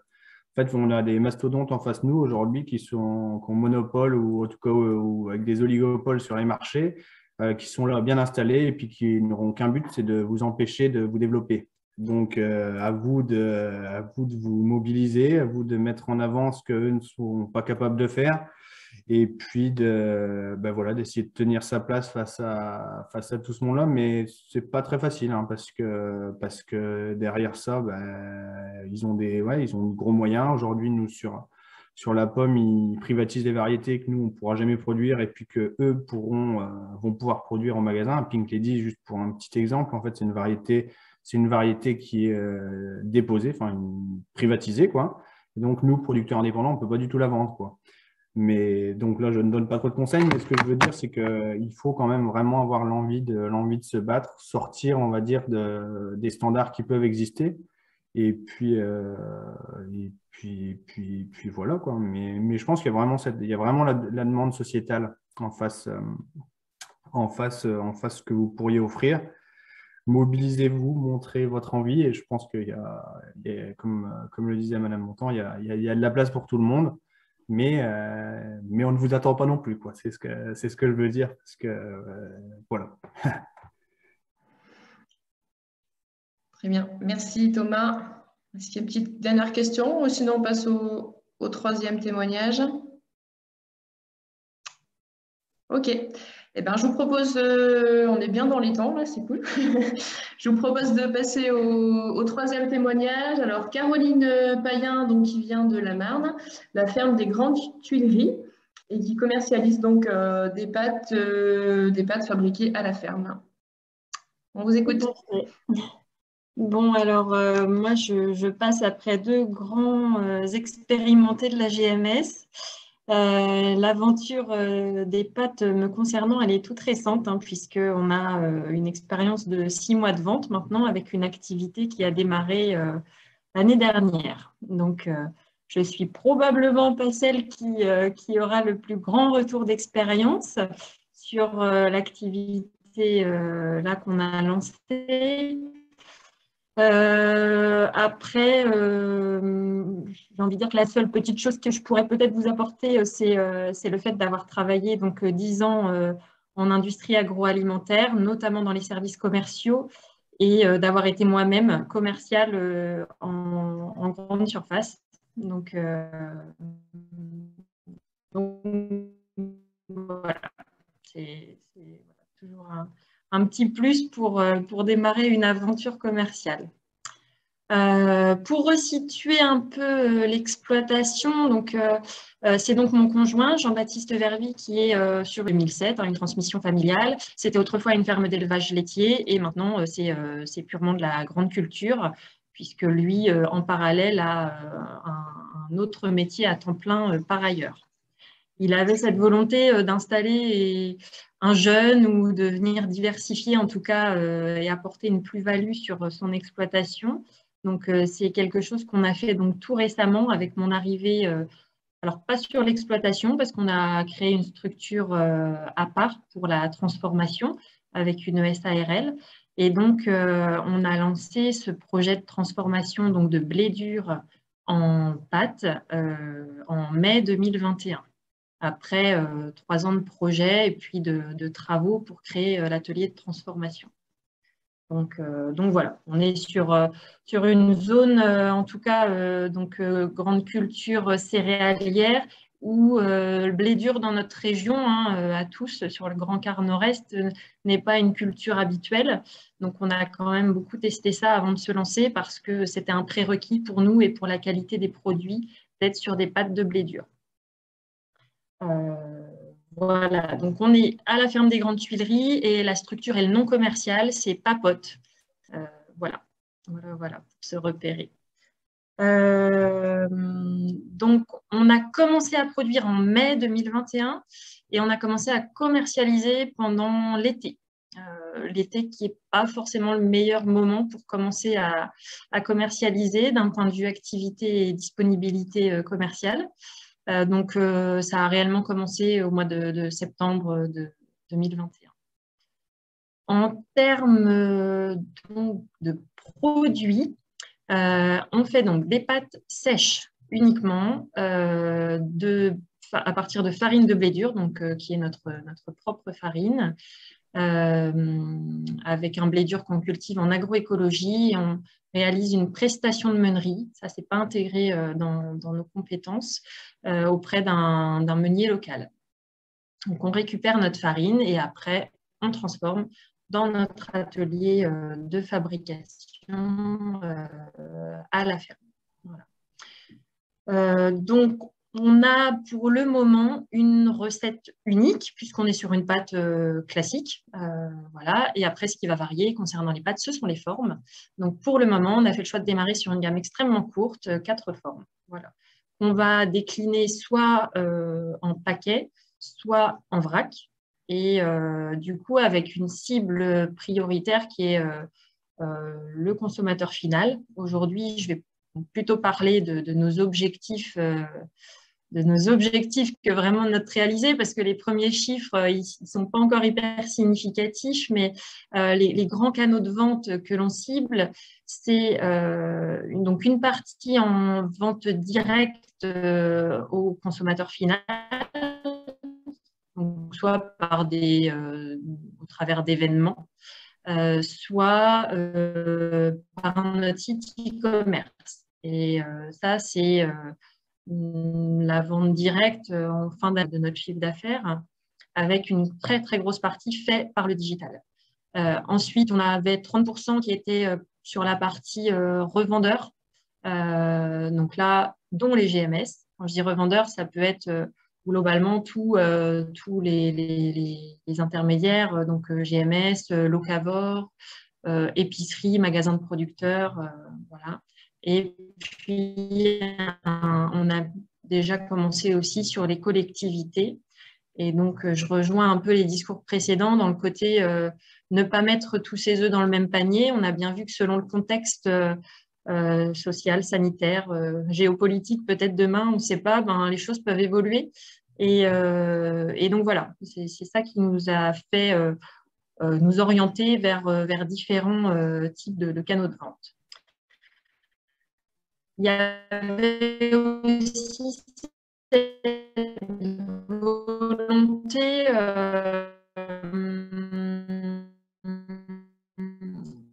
alors, pas de choisir un biais de commercialisation unique, mais d'avoir une stratégie de... Quelqu'un froncer les yeux. Vous m'entendez bien? Non, oui, on avait cette volonté d'avoir une stratégie, non pas de canal de distribution, mais de cible consommateur.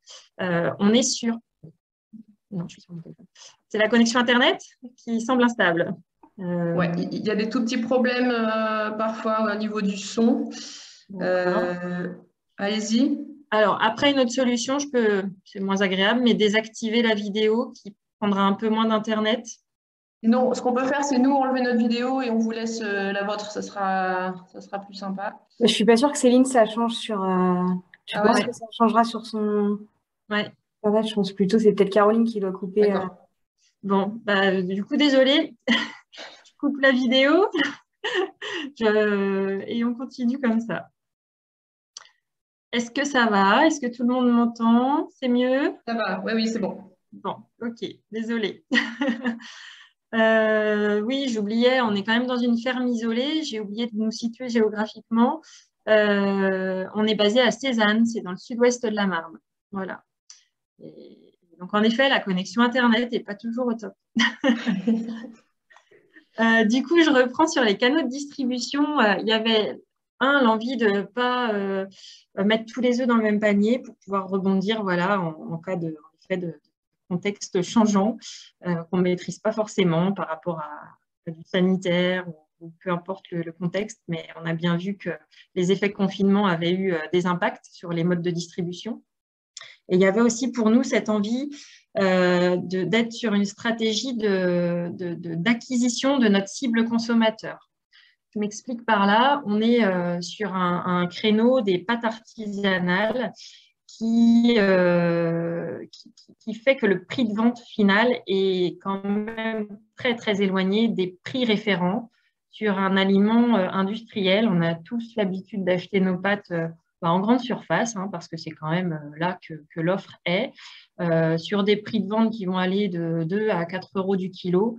Quand on va parler de pâtes artisanales, la moyenne globalement de ce qui peut se faire en France, on va être plutôt sur des prix moyens autour des 8 à 12 euros du kilo.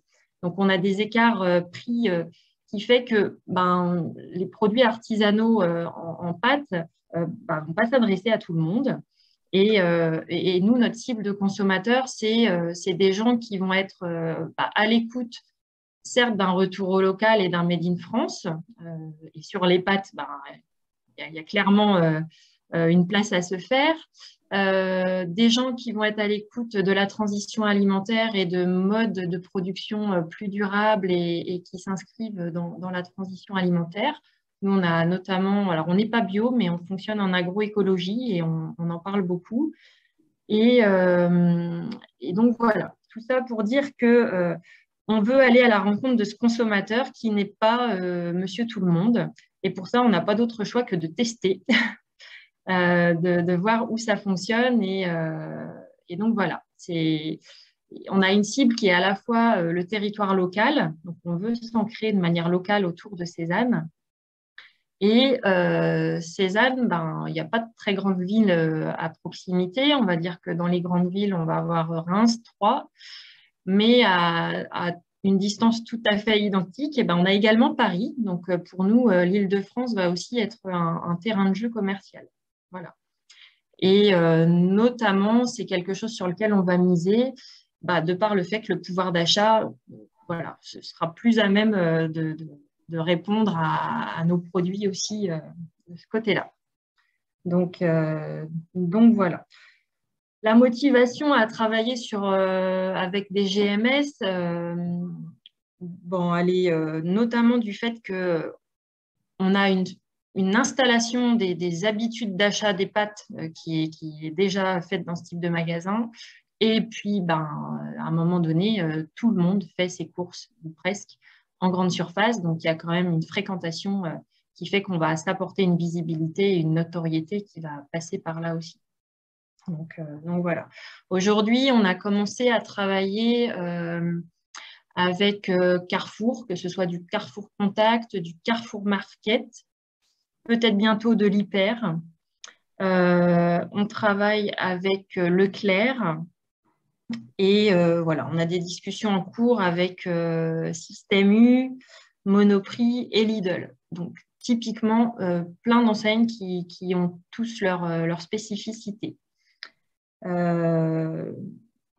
J'ajouterais du coup par rapport aux commentaires tout à l'heure sur l'évolution du parc des magasins grande distribution. Ça, c'est ce que j'ai pu voir moi des années précédentes. On a clairement un format de magasin hyper qui est sur le déclin, ça c'est sûr, et tous les plus petits magasins qui sont de plus en plus présents. Et quand on dit petits magasins, on évoquait des formats type Carrefour Market, tout ce qui va être enseigne de proximité aussi dans les villes, petites villes ou grandes villes, du type Carrefour Express, Franprix, Monoprix, sont des enseignes qui ont fortement profité toutes ces dernières années et qui ont eu de très belles évolutions. Donc c'est typiquement, nous, en tout cas, une cible pour nous, notamment du fait que notre cible de consommateur est à la fois locale, mais à la fois citadine, c'est-à-dire que les gens qu'on cible et qui ont cette sensibilité à la transition alimentaire, à quelque chose à une alternative de consommation aux produits industriels, c'est plutôt des gens qui vont vivre en zone urbaine ou périurbaine. Donc, pour nous, le format d'enseigne de proximité nous intéresse beaucoup. Voilà, un petit peu aujourd'hui, on travaille peu encore avec la GMS, mais ça fait vraiment partie des cibles, voilà, plutôt sur de la cible de format citadin. Du coup, une petite parenthèse d'ailleurs, parmi les enseignes intégrées, Monoprix a toujours eu l'habitude de fonctionner par centrale. Depuis juillet de l'année dernière, il y a une partie la volonté de Monoprix, c'est quand même de suivre la tendance de la proximité et des produits locaux. Donc, ils ont autorisé les magasins à avoir et à reprendre à leur charge la gestion de produits locaux. Donc, ils ont le droit de faire une part de direct avec les producteurs locaux désormais. Je ne sais pas dans quelle mesure, mais du coup, voilà, on voit maintenant fleurir dans les Monoprix des zones qui sont identifiées avec des produits locaux. Du coup, sur le peu de magasins que l'on gère en ce moment, on est sur du pur direct. On n'a pas le souhait d'aller travailler particulièrement avec des centrales pour les raisons qui ont déjà été évoquées auparavant, c'est-à-dire que à un moment donné, ça déshumanise un tout petit peu la relation, c'est-à-dire que passer en direct, c'est parler avec des gens du terrain qui savent ce qui se passe, comment ça se vend. Et en centrale, on va plutôt être sur des gestions voilà, de négociation, des gestions financières. Et puis, en effet, à un moment donné, ben, il faut rémunérer cette partie-là en centrale sur la partie logistique, place en entrepôt, dispatch des produits. Donc c'est vrai que c'est plus intéressant à court terme, en tout cas, tant que la gestion le permet et le volume de rester en direct. Dans les difficultés que je peux rencontrer, moi, sur la partie commerciale, je parlais du prix de nos produits en entrée. En fait, c'est un peu le sujet. Soit on n'en parle pas du tout parce que ce n'est pas un sujet et les magasins sont convaincus qu'il y a un intérêt à bosser le local et ils y vont. Soit c'est un frein direct. Et il y a dans ce cas-là assez peu de discussions. C'est pas souvent, mais voilà, pour le coup, le prix de vente à un moment donné peut être un frein, clairement. Et même en produisant à plus gros volume, on ne saura pas, nous, pour le coup, dégrader vraiment nos prix de vente. Donc voilà. Par rapport, du coup, au vécu de la relation commerciale, aujourd'hui, moi, il n'y a que chez Leclerc où on m'a demandé et où on a signé des contrats. Après, moi, avec Carrefour, pour le coup, il n'y a pas eu du tout de choses contractualisées. C'est vrai qu'on n'a pas pleinement échangé sur ces sujets-là dans les choses avec les interlocuteurs précédents, mais ça peut être intéressant après de savoir et que vous nous redisiez comment ça fonctionne de votre côté. Voilà. Après, il n'y a pas eu de conditions ou d'engagement spécifique pour commencer un travail de vente et de distribution avec eux. Enfin, franchement, j'ai pas eu de surprise. On est vraiment sur une relation de bon sens et très cordiale dans un bon procédé d'échange. Donc, pas de surprise particulière.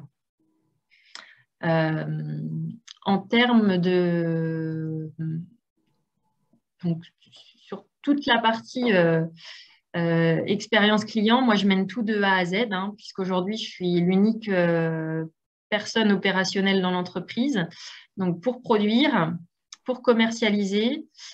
Et du coup, pour la partie livraison, moi, je fais le choix de plutôt sous-traiter cette partie-là parce que je ne peux pas être partout. Donc, je passe par des transporteurs. Quand c'est des petits volumes, je travaille même avec de la messagerie et puis sinon avec des transporteurs classiques. Voilà, parce que pour le moment, je n'ai pas intégré de minima de commande. Donc, j'adapte le transport en fonction du volume.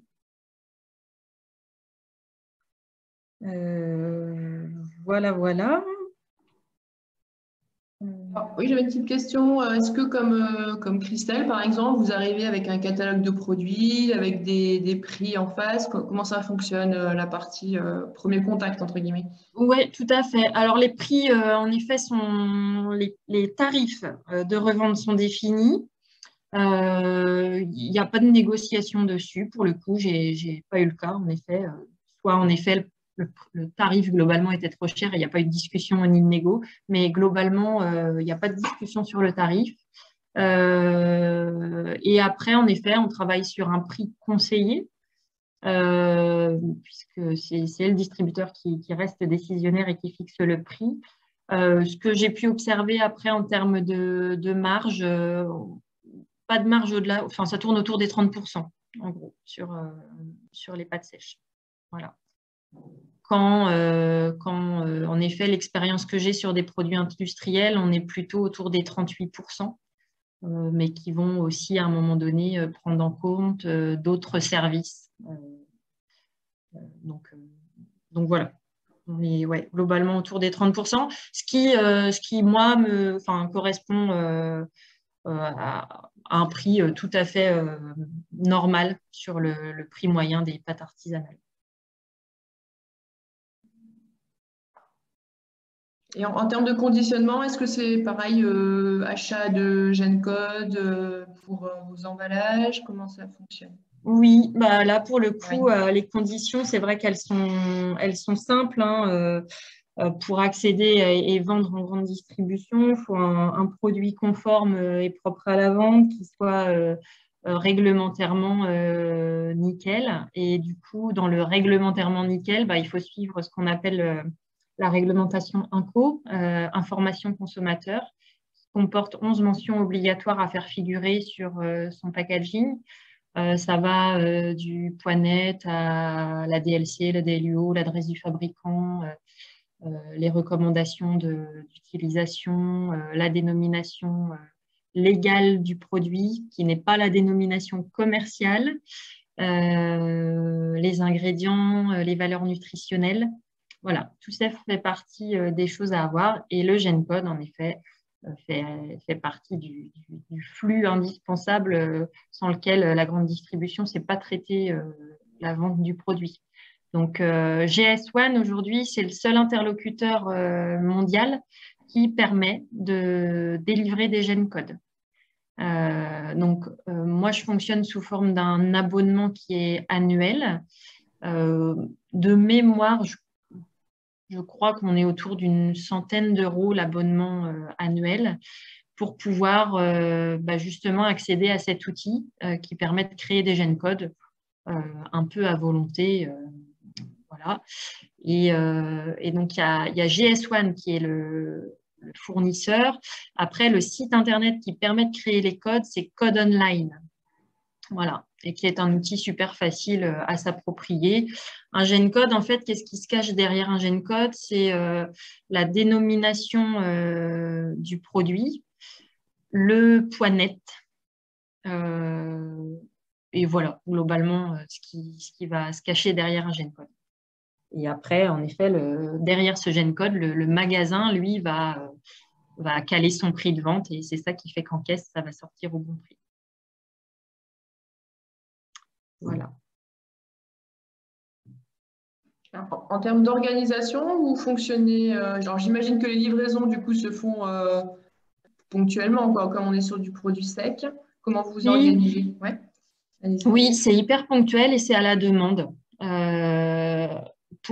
Pour plusieurs raisons.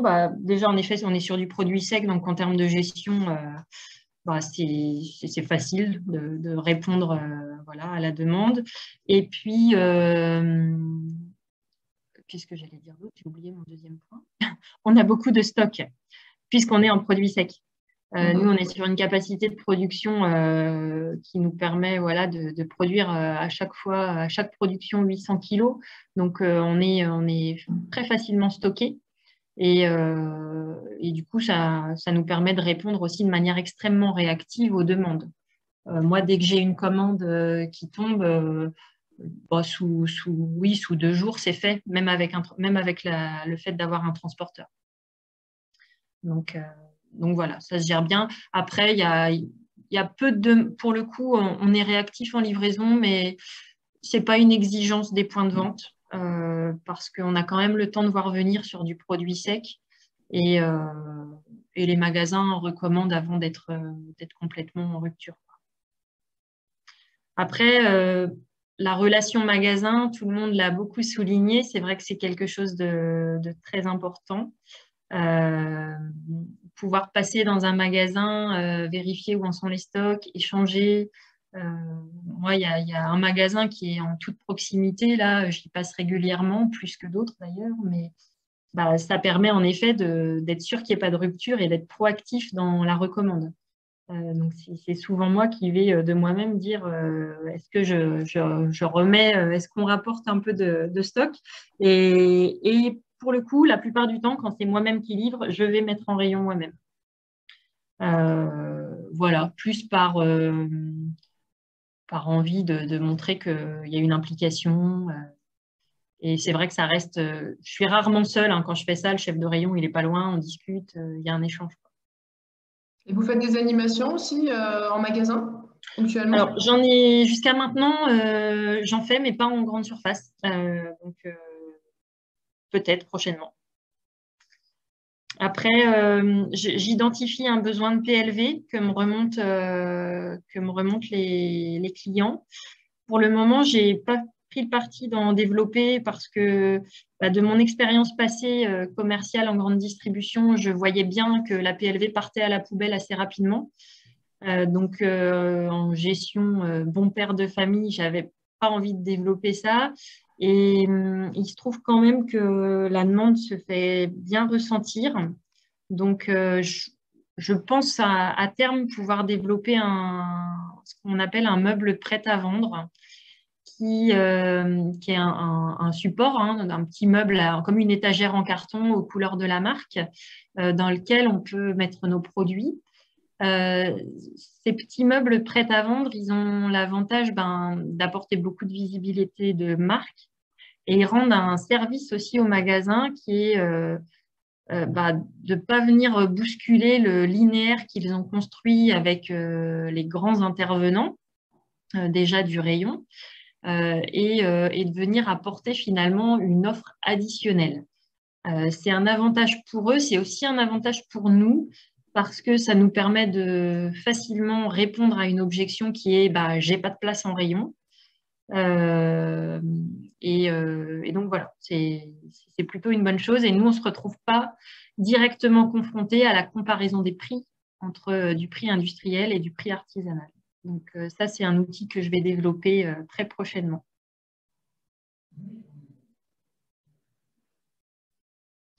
Bien. Et aujourd'hui, avec le recul voilà, que vous avez, mais la vente en GMS, ça représente à peu près combien en pourcentage de votre chiffre d'affaires? Aujourd'hui, je dirais 10%. Après, les signaux, je les trouve extrêmement positifs.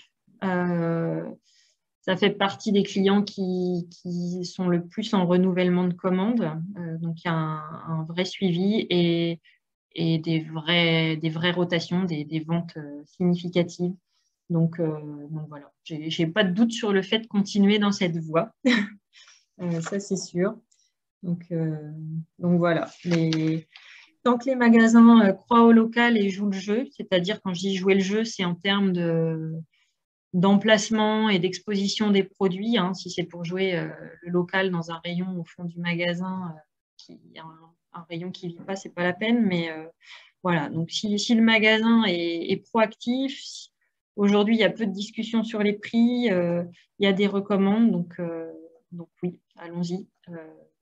Mais en effet, ce qui aujourd'hui est le plus, j'ai envie de dire, laborieux avec ces partenaires, c'est en effet, personne ne nous attend, c'est le fait de créer le tunnel de communication. Donc, c'est tout le travail de prospection. Et il y a une inertie incroyable entre une prise de contact et une commande. Pour le moment, c'est la grande difficulté que je rencontre. Il y a la prise de contact, il y a le rendez-vous qui est parfois téléphonique, des fois est physique. Après, selon s'il y a un contrat, pas de contrat, ça peut être très très long. Enfin, là, je vois notamment sur de l'hypermarché, je suis en moyenne à 3-4 mois entre le premier rendez-vous et la première commande.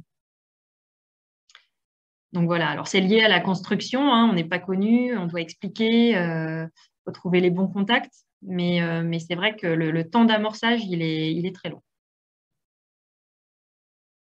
D'où l'importance, oui, de consacrer du temps à cette partie relationnelle avec les gérants de magasins, enfin vos différents contacts pour pouvoir vous implanter par la suite, quoi. C'est vraiment du temps de travail qu'il faut évaluer aussi en amont pour se faire une place dans les enseignes, quoi. Complètement. Et les premiers mois d'expérience nous ont fait nous réorganiser d'un point de vue commercial parce qu'on avait sous-estimé clairement ce temps à passer pour construire le partenariat. Donc voilà, on a travaillé un petit peu plus de rigueur dans l'organisation commerciale. Et puis là, typiquement, on a aussi délégué la partie commerciale sur d'autres débouchés, notamment les collectivités, pour pouvoir moi-même me consacrer beaucoup plus à ces débouchés de revente. Alors effectivement, Caroline posait la question tout à l'heure, pour les 2 personnes qui ont témoigné précédemment, est-ce qu'il y a eu signature de contrat?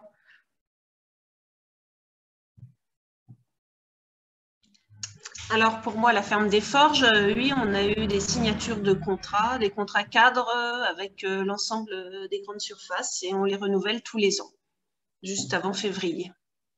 Avec, donc on a nos tarifs dedans et nos CGV. D'accord.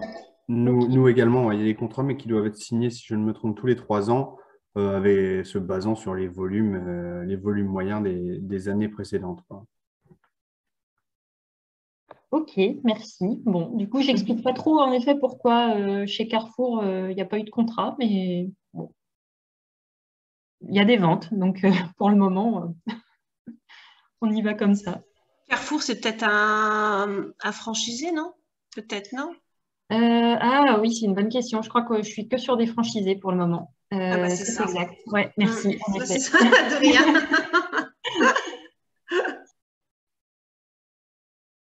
Alors, il y avait une question sur la loi Egalim 2 au niveau des conditions générales de vente. Alors, les spécialistes de la loi Egalim 2, Nora, je crois qu'on avait mis une info dans la fiche technique. Je crois que je l'ai retiré du coup, mais alors je ne voudrais pas dire trop de bêtises, donc je pourrais toujours vous remettre une info là-dessus, mais a priori, de ce que j'ai compris, il n'y a pas encore, vis-à-vis d'Egalim 2, en fait, il n'y aura pas d'obligation de contractualisation, en tout cas, pas pour cette année, pour tout ce qui est produits transformés. Quand je dis ça, aujourd'hui, là, sont concernés tout ce qui est bêtes sur pied, etc.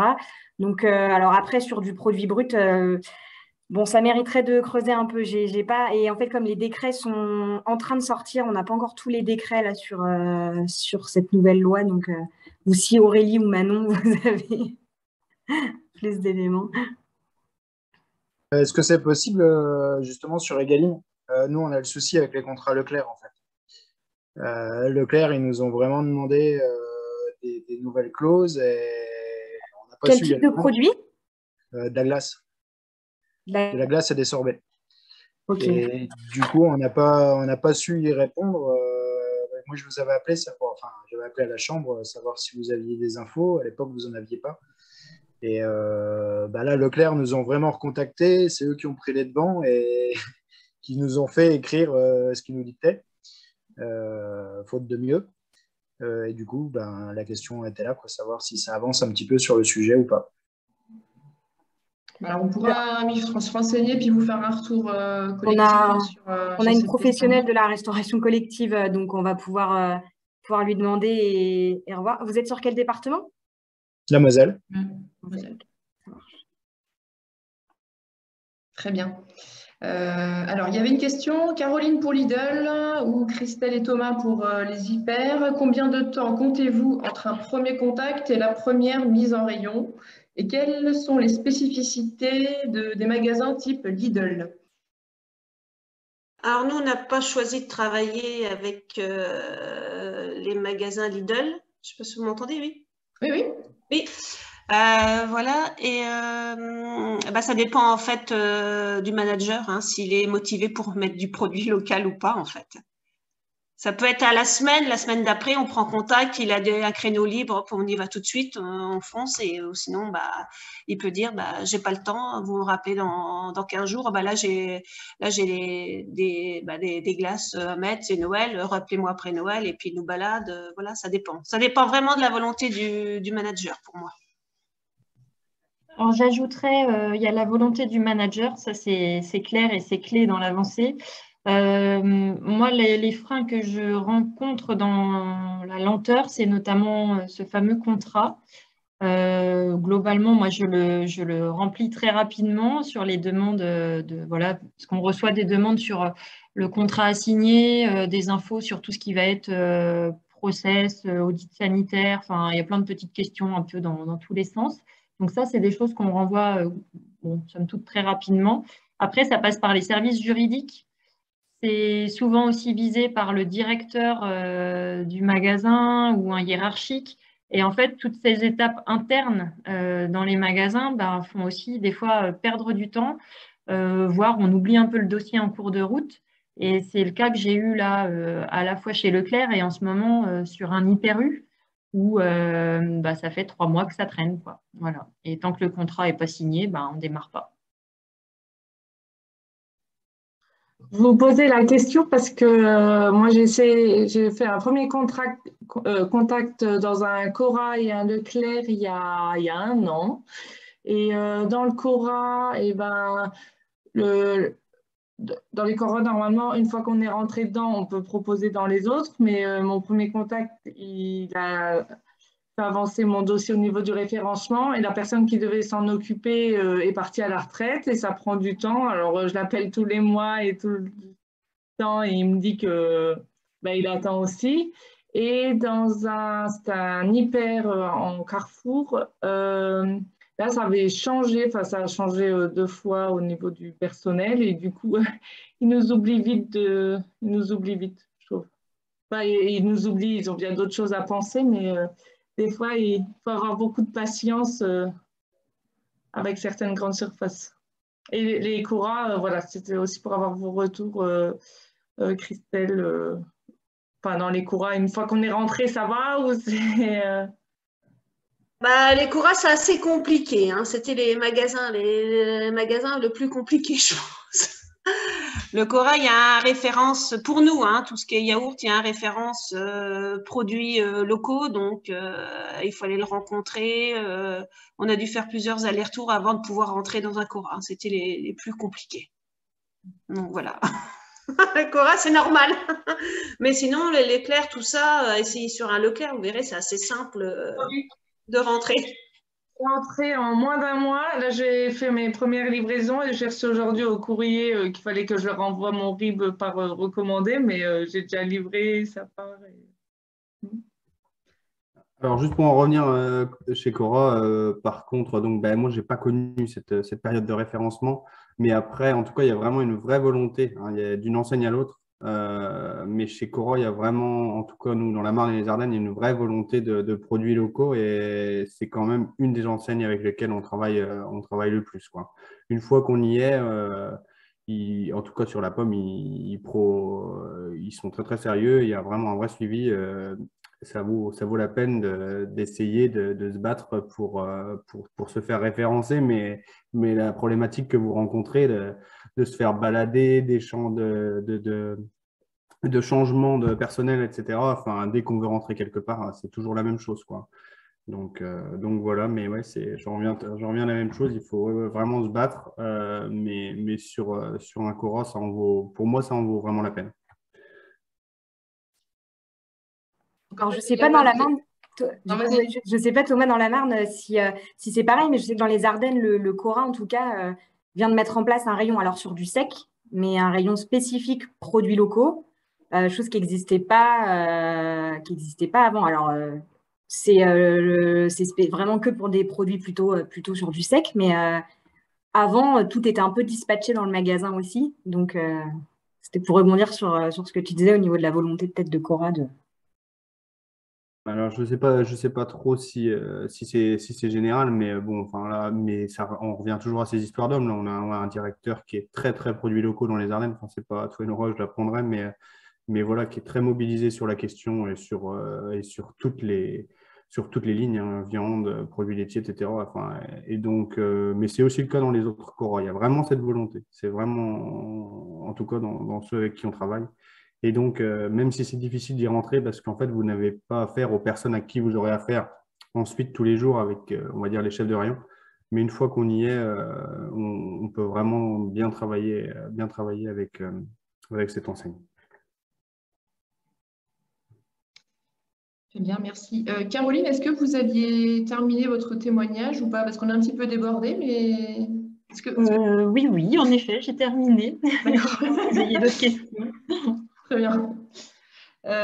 Écoutez, merci à tous les trois. Est-ce qu'il y aurait des questions? Alors pour notamment les exploitants agricoles là, qui sont présents, est-ce que vous aviez d'autres questions à aborder? Alors, est-ce que vous vous interrogez plutôt sur est-ce que vous êtes déjà en activité? Est-ce que vous travaillez déjà avec la GMS? Alors, il y a Florine qui a parlé un peu de son expérience, mais pour les autres, est-ce qu'il y avait des Des attentes précises? Est-ce qu'on a répondu à toutes vos questions? Allez-y.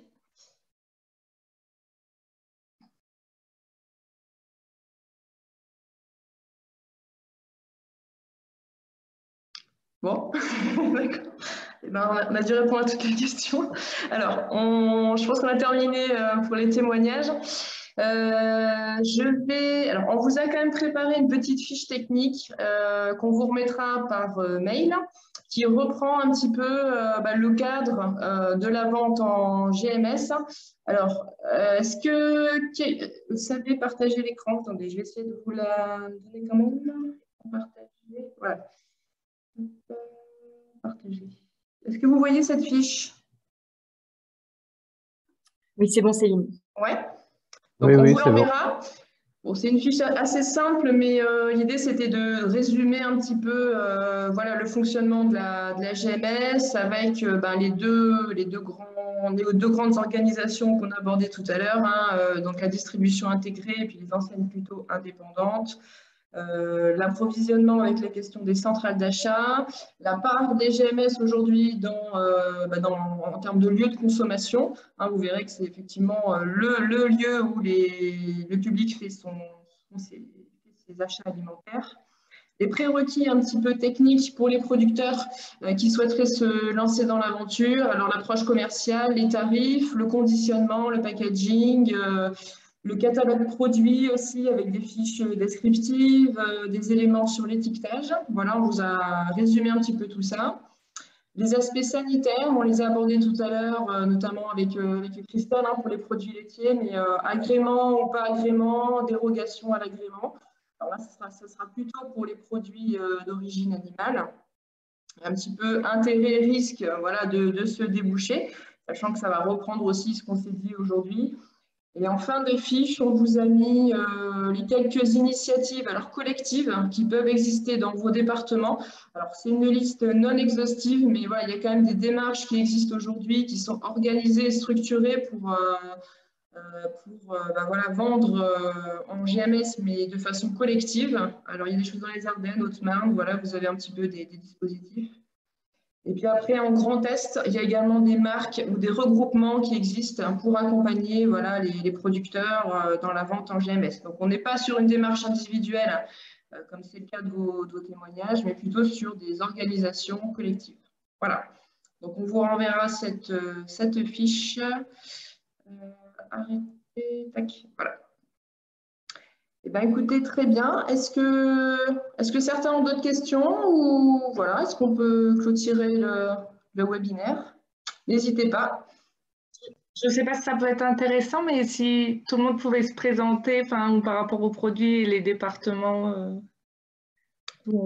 Eh bien, Florine, commencez et puis je vais reprendre la suite. Allez-y.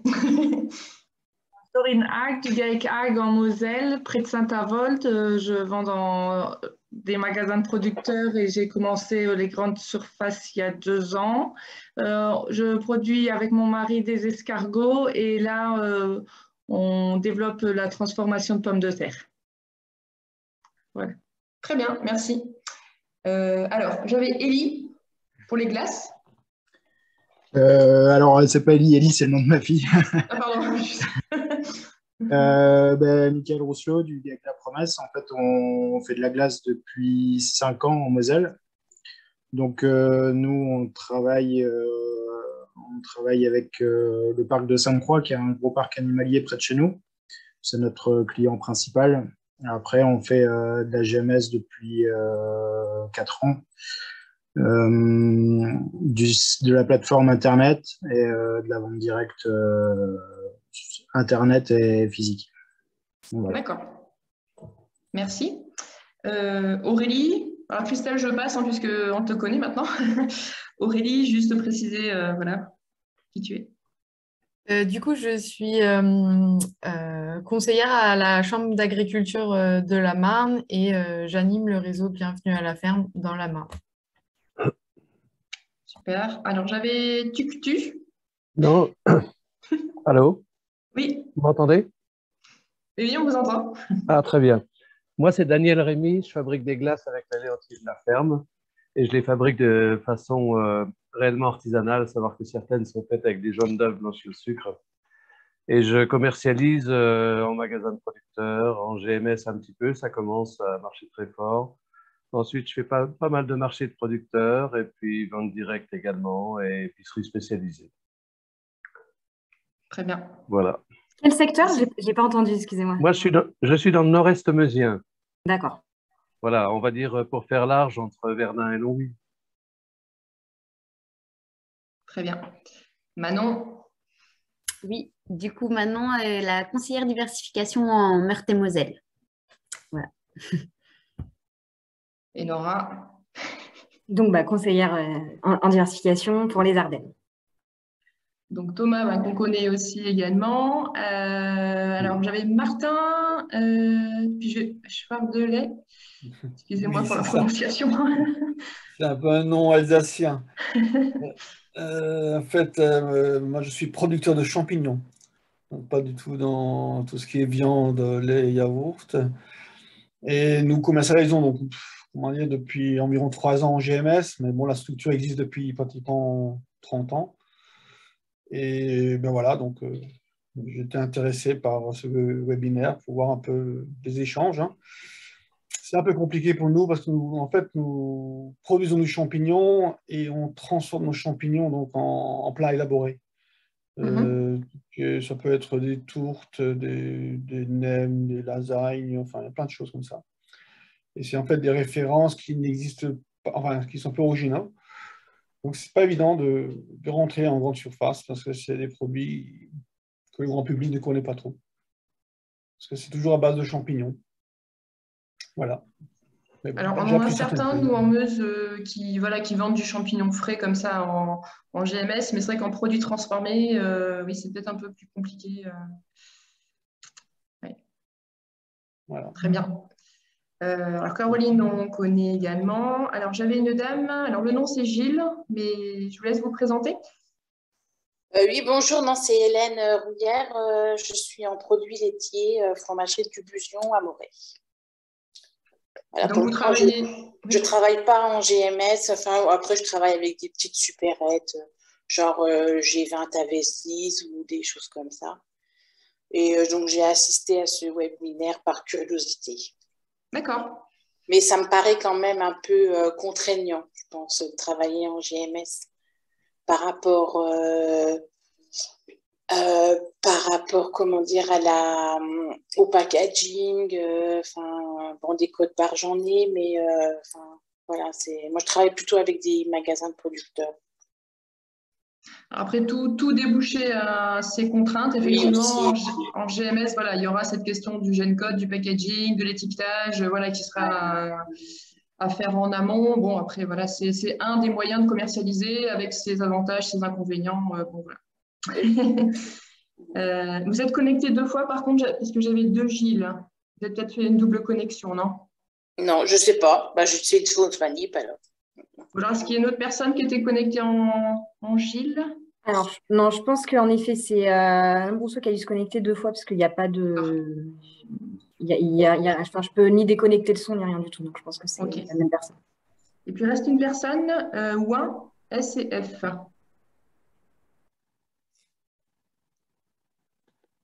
Alors, on ne vous entend pas. Juste remettre. Voilà, c'est bon. Non, c'est pas bon. J'enlève le casque. Alors, vous m'entendez là? Oui, c'est bon. Bon, voilà. Alors, j'avais désactivé la vidéo pour des questions de connexion, parce qu'on a un peu les mêmes problèmes que dans la Marne. Voilà, donc Frédéric Ouin, on est aussi producteur de pâtes sèches, mais en Lorraine. On a démarré l'activité il y a 1 année. On a commencé en fait par travailler principalement avec des magasins de producteurs. On a développé aussi un peu de GMS, principalement chez des franchisés et notamment des Carrefour. Et après, là, on est en train de développer un partenariat avec les magasins Match qui sont sur notre secteur. Voilà. Et je me suis inscrit parce que c'est forcément un marché qui nous intéresse. Et voilà, ça m'intéressait d'avoir l'expérience d'autres producteurs qui ont démarré il y a longtemps via ce canal. Et je partage beaucoup de choses qui ont été dites, notamment sur le temps qui est nécessaire entre le premier contact et on va dire la mise en rayon, quoi. C'est vrai que c'est extrêmement long. Mais bon, je pense que voilà, faut pas se décourager non plus, quoi. Très bien. Eh bien, écoutez, je pense qu'on a fait le tour des participants. Effectivement, on aurait peut-être mieux fait de le faire au début, mais bon, c'est tout. Est-ce qu'il y a des dernières questions ou est-ce qu'on peut clôturer? N'hésitez pas. On avait prévu de terminer pour 16 h, donc il y a encore un petit peu de temps. Oui, Florine? Au niveau, sur le document que vous allez transmettre, je crois que vous avez mis les carrefours. Pour moi, les carrefours, ils sont franchisés. On contacte directement le carrefour et on rentre. C'est pas comme les pas tous. D'accord. En fait, non, Carrefour sont franchisés. En fait, les Carrefour Market, Carrefour Contact et les Carrefour Hyper, eux, sont non franchisés. Ah, moi, je suis rentrée dans un hyper juste en le contactant lui. Oui, mais il doit être, il est non franchisé. Enfin, c'est pas des indépendants chez Carrefour Hyper, hein. Mais ce sont des indépendants chez presque tous les Carrefour Market. Alors, Carrefour Hyper, depuis quelques mois, a le droit de faire une part en direct. Mais c'est vrai qu'ils sont intégrés normalement. Mais une toute petite part, c'est assez récent hein, comme initiative chez eux.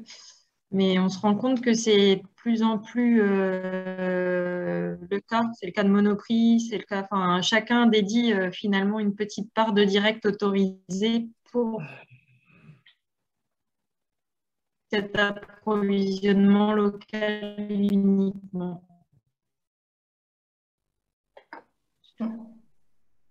Oui, Caroline, je crois qu'on vous a perdu. Alors, effectivement, sur la fiche, on a essayé de distinguer un petit peu les deux grands fonctionnements avec des enseignes pour que vous puissiez avoir des repères. Après, c'est sûr qu'il y a peut-être des susceptibilités au sein d'une même enseigne. Mais globalement, on a mis Auchan, Lidl, Carrefour dans les réseaux de distribution intégrés et Leclerc, Intermarché et Système U dans les enseignes indépendantes. Alors après, c'est vrai qu'il y a peut-être des... Voilà, c'est pas si simple que ça, mais c'était pour que vous puissiez avoir un petit peu voilà, deux types de fonctionnement. Voilà. Donc, on vous renverra cette fiche voilà, à la suite du webinaire. Eh bien, écoutez, s'il n'y a pas d'autres questions, je vous propose de clôturer. Donc, on traitera différentes thématiques dans l'année. On a une journée technique d'organiser sur la transformation végétale. Donc, fruits et légumes principalement, peut-être sur des céréales. Bon, ça reste à réfléchir. Et puis, donc là, ça sera une journée en physique, hein, une journée de rencontre. Et puis, sur des webinaires, on travaillera peut-être sur la réduction des emballages, sur la vente en vrac, des choses comme ça. Si vous avez d'autres thématiques, d'autres sujets que vous souhaiteriez aborder, il ne faut pas hésiter à nous le faire remonter. Moi, je me suis pas présentée, donc conseillère aussi à la Chambre d'agriculture, mais pour la Meuse. Voilà. Donc, n'hésitez pas si vous avez des sujets sur lesquels vous voulez qu'on échange. Voilà, on pourra regarder pour organiser soit un webinaire ou une journée technique. Eh bien, écoutez, merci à tous. Merci aux producteurs d'avoir témoigné, d'avoir joué le jeu. Merci à ceux qui ont participé. Et puis, je vous dis à bientôt. Bonne fin de journée. Merci, au revoir. Merci, au revoir. Merci, au revoir. Merci, au revoir.